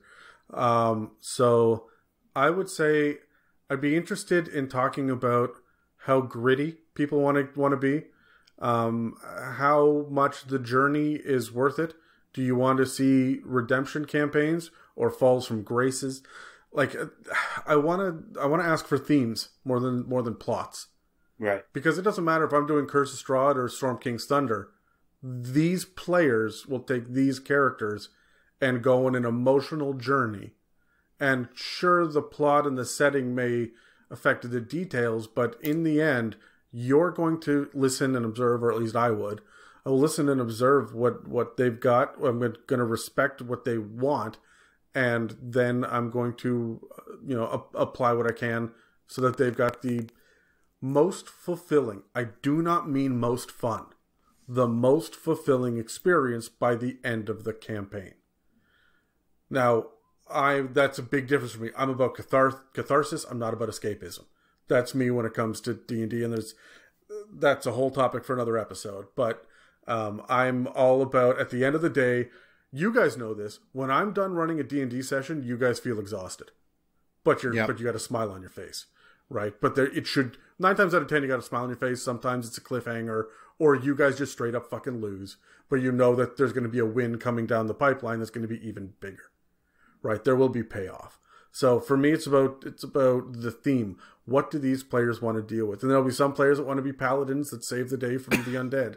And there'll be players that want to be alcoholics that spiral out and have one final redeeming moment, sacrificing their lives to save everyone else.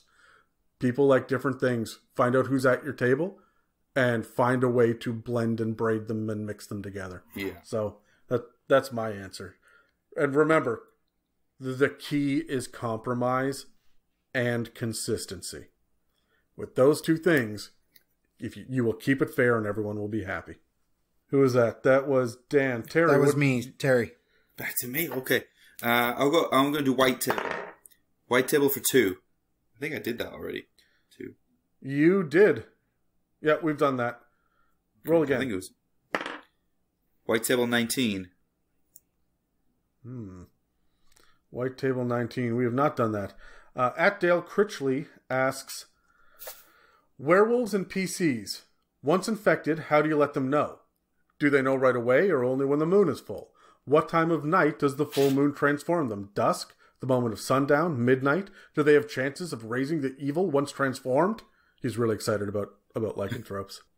Brilliant. I love this question because now you've made a game within the game. Okay, now you have almost a skill challenge. Okay, because when do they know? Well, you don't automatically know, right? Maybe not, because you won't necessarily know that that's what bit you. I mean, you may know if it was a werewolf, but there's different ways that this can occur. And so now it becomes intelligence checks, it becomes nature checks, it becomes medicine checks based on what's going on. You can get other party members involved. This can be something that can escalate with regards to, like, maybe they think it's some sort of blood disease or something's changing with them. The cleric's got to come over and do a medicine check, and you can build it up over time as a puzzle. It doesn't need to be, oh, you are now a werewolf. It should be built up over time.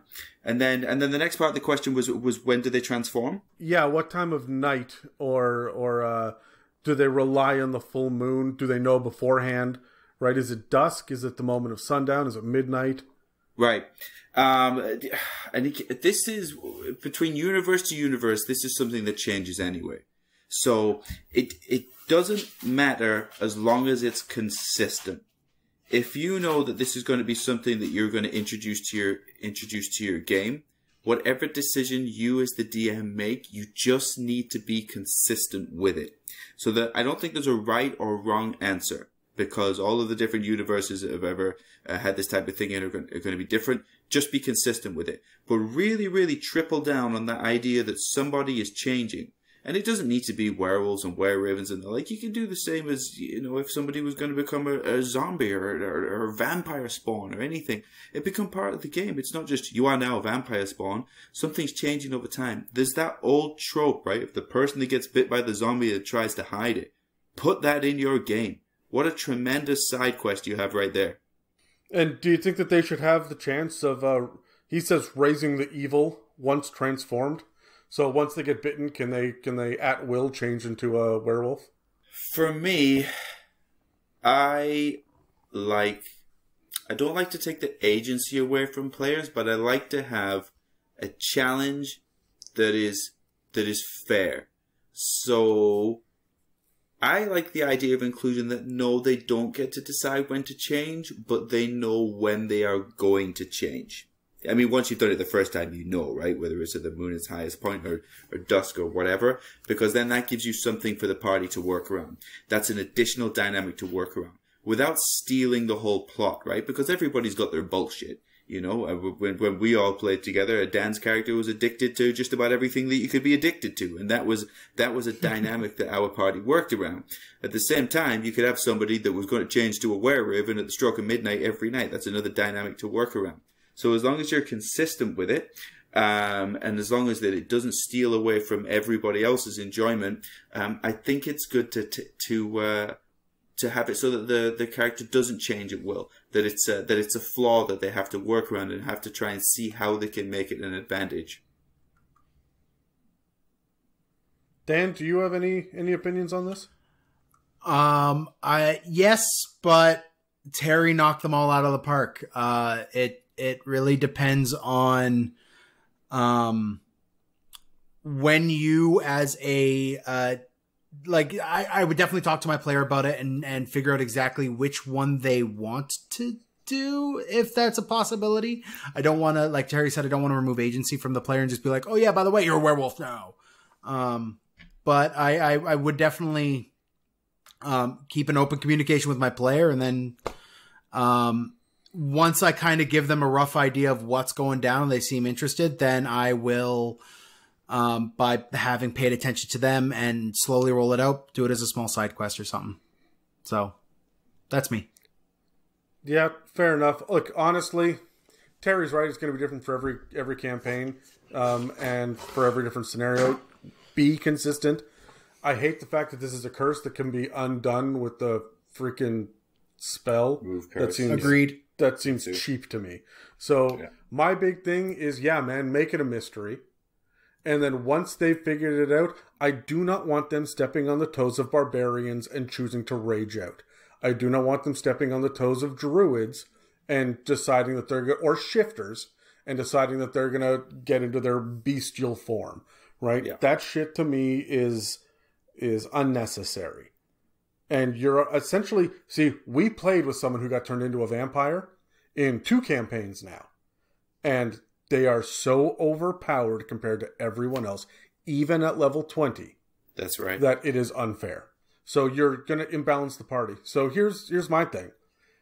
I would have it every time that they spill blood, they have to roll percentile dice. And, a 0 to 5 transforms them. Anytime they take damage, they roll percentile dice. And any 1 to 10, they take damage. Right? Like, whatever it is, I want there to be a chance that they're going to turn. Right? So, they have no control about it. When it happens, they roll a d6 to see how many turns before they can get back into control, or they have to roll a charisma save to use their force of will in order to get over it. Like, whatever it is, there's going to be a mechanical thing where they cannot control themselves, and they get something like, you have to attack the closest living creature. Yeah. And you attack with your... you try to do the most damage all of the time to the point where they are dead. And keep in mind that every time that they bite another PC, that PC is now affected. By the time that this quest is halfway through, the entire party should be werewolves. Spread the disease. No social distancing for lycanthropes. I love it. I like what you said there, actually. I like the idea that, maybe if you take damage, you have to roll a d6 or something, you'll automatically turn. I like that interesting dynamic there. And it shouldn't be for the rest of the night or whatever, right? But then, here's my other thing. Oh, there's a full moon. Bitch, Eberron has 12 moons. What the fuck are you going to do? Yeah. Right? So I think that it should trigger the first time when there is the first full moon that comes about. But these are fantasy settings, man. Do your damnedest. That brings us to me. I'm going to roll 5 on the red table. I had to pick the longest freaking one. Tyler.Colma. Did I get that right? Nope, Coleman. Tyler.Coleman says, "Hey guys, I really fucking love your content and particularly love your DM styles and the horribly terrifying shit you guys come up with for your players." Thank you, Tyler. Thank you. That's our goal. I could get some advice from a player perspective. I'm playing an evil campaign with my buddies, and one of the players and I are 2 level 5 wormling dragons. I'm red and he's green. These are homebrew things that he found on the internet. I'm looking for some tips on how to play a compelling young red dragon, or how you guys would try to play up to be an asset to the party with the fun roleplay angle. So he's looking at role-playing from a player's perspective as a red dragon wormling. Man, for me, it's the ego. Yeah, it just has to be ego. And you should look at the rest of your party as your horde. Right? They should be the ones that, these are your servants for now. You think of them as that, you don't tell them that until you'll be powerful enough to kill them. The green dragon especially is going to be a threat, so you'll probably have to kill him at some point before he becomes an adult. But that's, 120 years down the road. But for now, they're useful tools that are helping you gain power, and I would just straight up be an egomaniacal, total fucking psychopath all of the time to enemies. Remember, you're smarter, you're meaner, you're stronger, and you know it. You guys want to weigh in? Yeah, I mean, I've for me, what I would I agree, it's ego, but it is also remember you are still a wormling and you are a member of a party. So you might view them as your horde. Or you might view them as a tool to use, but at the end of the day, I think I would play the young wormling dragon having actually formed authentic friendship with the people in your party. I understand it's an evil campaign, but roll with me here for a minute. having formed that friendship and then have one of the interesting, compelling parts of this character as he grows up and his ego grows more and grows a little bit more pronounced. He's battling this almost genetic drive to assert his own dominance over everyone, including his friends. So I would have him like authentically be friends with them and then start just putting himself above the party in some ways, not enough to cause drama at the table, but like authentic ways around in the actual character to do it. Playing a dragon's hard, especially as a PC, man. Like this is a mountain of a task, and more power to you for giving it a try. Especially in a party game. If it was a one-on-one session, it would be a different matter. But because it's the party game and you're playing the most egotistical creature in Dungeons and Dragons, except for maybe a beholder. Like you could convince me that Drow and Mind Flayers are up there too. But yeah, you're right. It's one of the big ones. So that doesn't really play as a doesn't play conducively with a party. And now you and a green are for some reason in with a party. Like it's a mountain of a task, and more power to you for giving it a try. Yeah, that's me. Yeah, this really got my mind going with the whole idea of nurture versus nature. Because now, if you have a red dragon wormling, and red dragons we know are known to be arrogant, to be elitist, to look down on everybody and have that huge ego, but where does that come from? If you remove the parent that conditions them to think that way, what happens then? Maybe that arrogance or that feeling of power is inherent.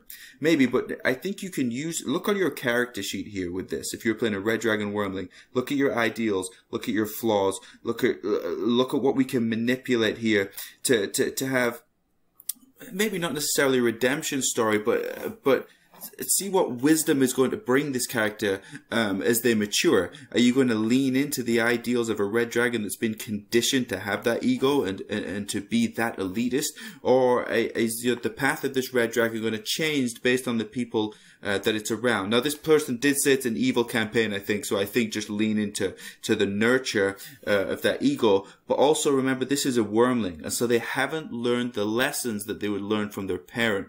So if they have this ego and this elitist attitude, but they haven't learned the life lessons and have that wisdom to not make mistakes, then this becomes a huge flaw. Because as a wormling, you now assume that you are better and more powerful than everything around you. And if you're in an evil campaign, you're going to get yourself into trouble. So use a major flaw of this dragon hasn't learned the lessons that it would learn if it had a parent around.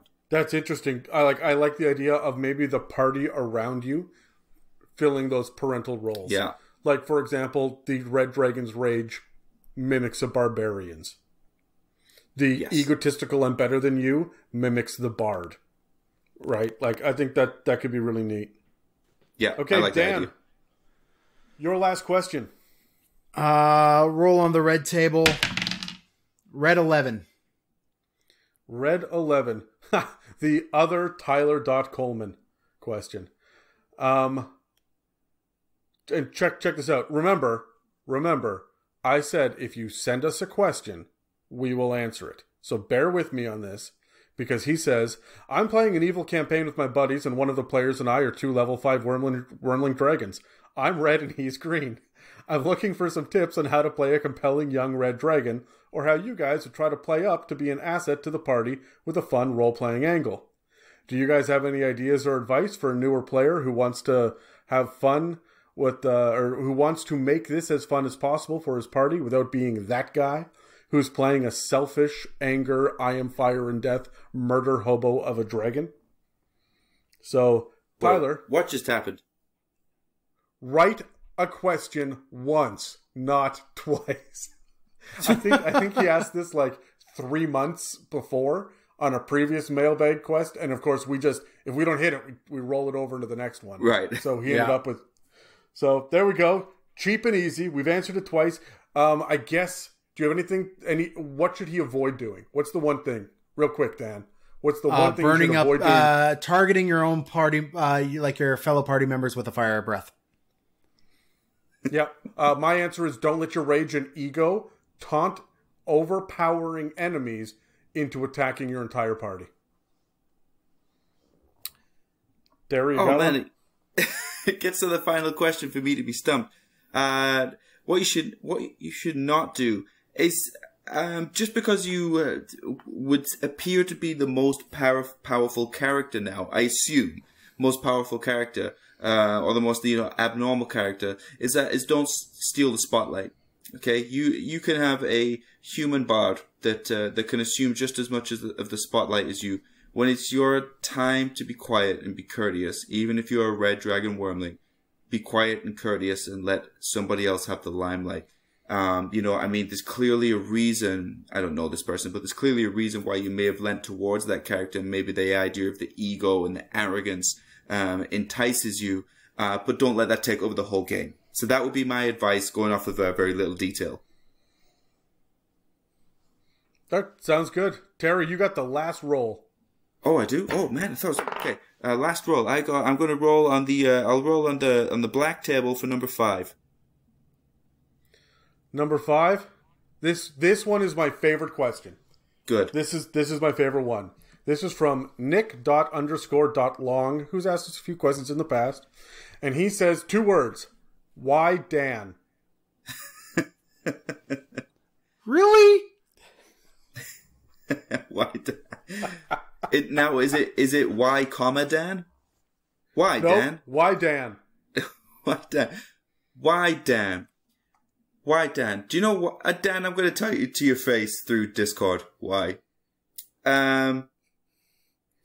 Why Dan? Because if everybody, We're going to tell Dan, you. I'm going to tell you. I'm going to tell you because if everybody was out here shooting for the stars, there'd be nobody left here on Earth, right? Fuck.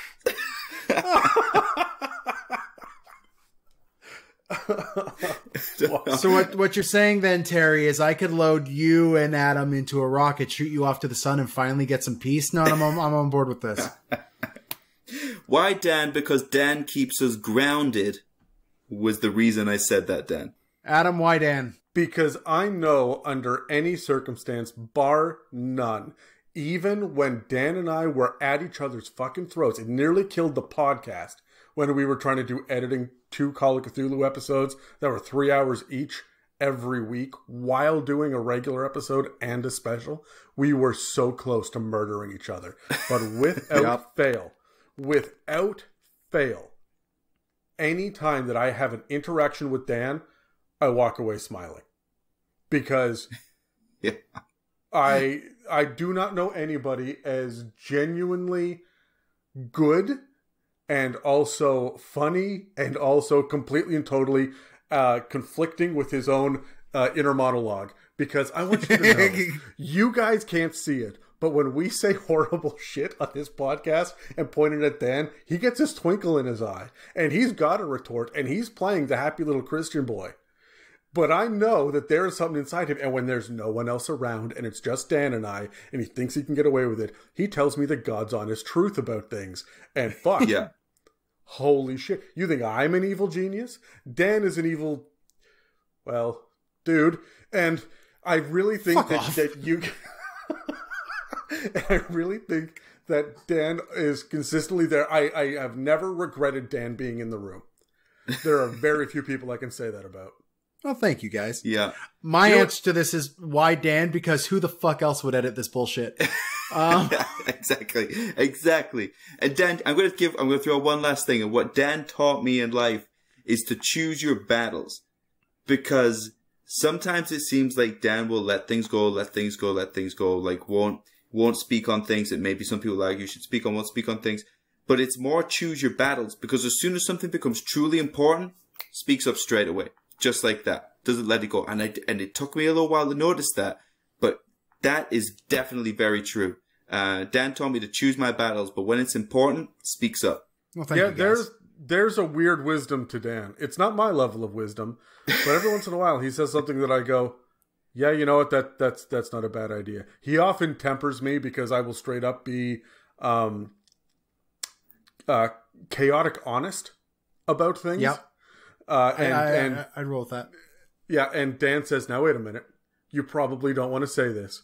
And so you have no idea how much shit that he has cut out of podcast episodes that Terry and I have said. And you guys have no idea how much shit I've gotten for cutting some stuff out of the podcast episodes.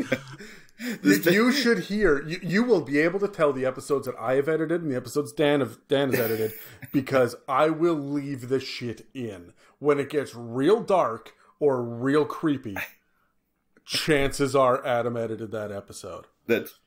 That's true, actually. I listened to it. This sounds so arrogant. I listen to my own podcast while I'm driving around, and it's more to be like, okay, what stupid shit did I say this time? And I feel like, past few months I've learned some lessons. But it's right. There's times when when it's coming, I'm like, God, it's here. I hope it's not too bad. And then through the magic of seamless editing, it's disappeared, and I'm like, thanks, Dan, for having my back after I said something fucking stupid. 9 times out of 10. Listen to the Celestials episode. Yeah, listen to the Celestials episode, Terry, and I'm sorry. Moving on. Okay, yes, moving on. That's it for this week's episode on the Mailbag of Holding for the It's a Mimic podcast. You can find us on iTunes, Spotify, and YouTube, as well as dozens of other podcast apps. You can also find us at www.itsamimic.com or email us at info@itsamimic.com. Thanks for listening to the It's a Mimic podcast, and make sure to check us out on every Tuesday, and stay tuned for our Touring the Multiverse and our campaign builder. We've got more specials coming, but most importantly right now, what you can do if you are listening to this on the day it's released, run to your nearest social media for their details on the next giveaway that we are running right now, where you can win another set of Mimic Minis from WizKids, and you get to choose your own topic of a single special episode just for you. You can write in and we'll do a bit of a deeper dive. So check right now. The contest runs to the end of the month, and we will make sure that we answer your question. If you are chosen, if you are the giveaway, the contest winner. So thanks very much for everybody that wrote in, and thanks very much to Terry for being on this episode with me. Hey. You're welcome, Adam. Thank you. You've reached the end of another episode of the It's a Mimic podcast. Connect with us at itsamimic.com. Don't forget to subscribe and hit those share buttons. Thanks for listening, and see you next week.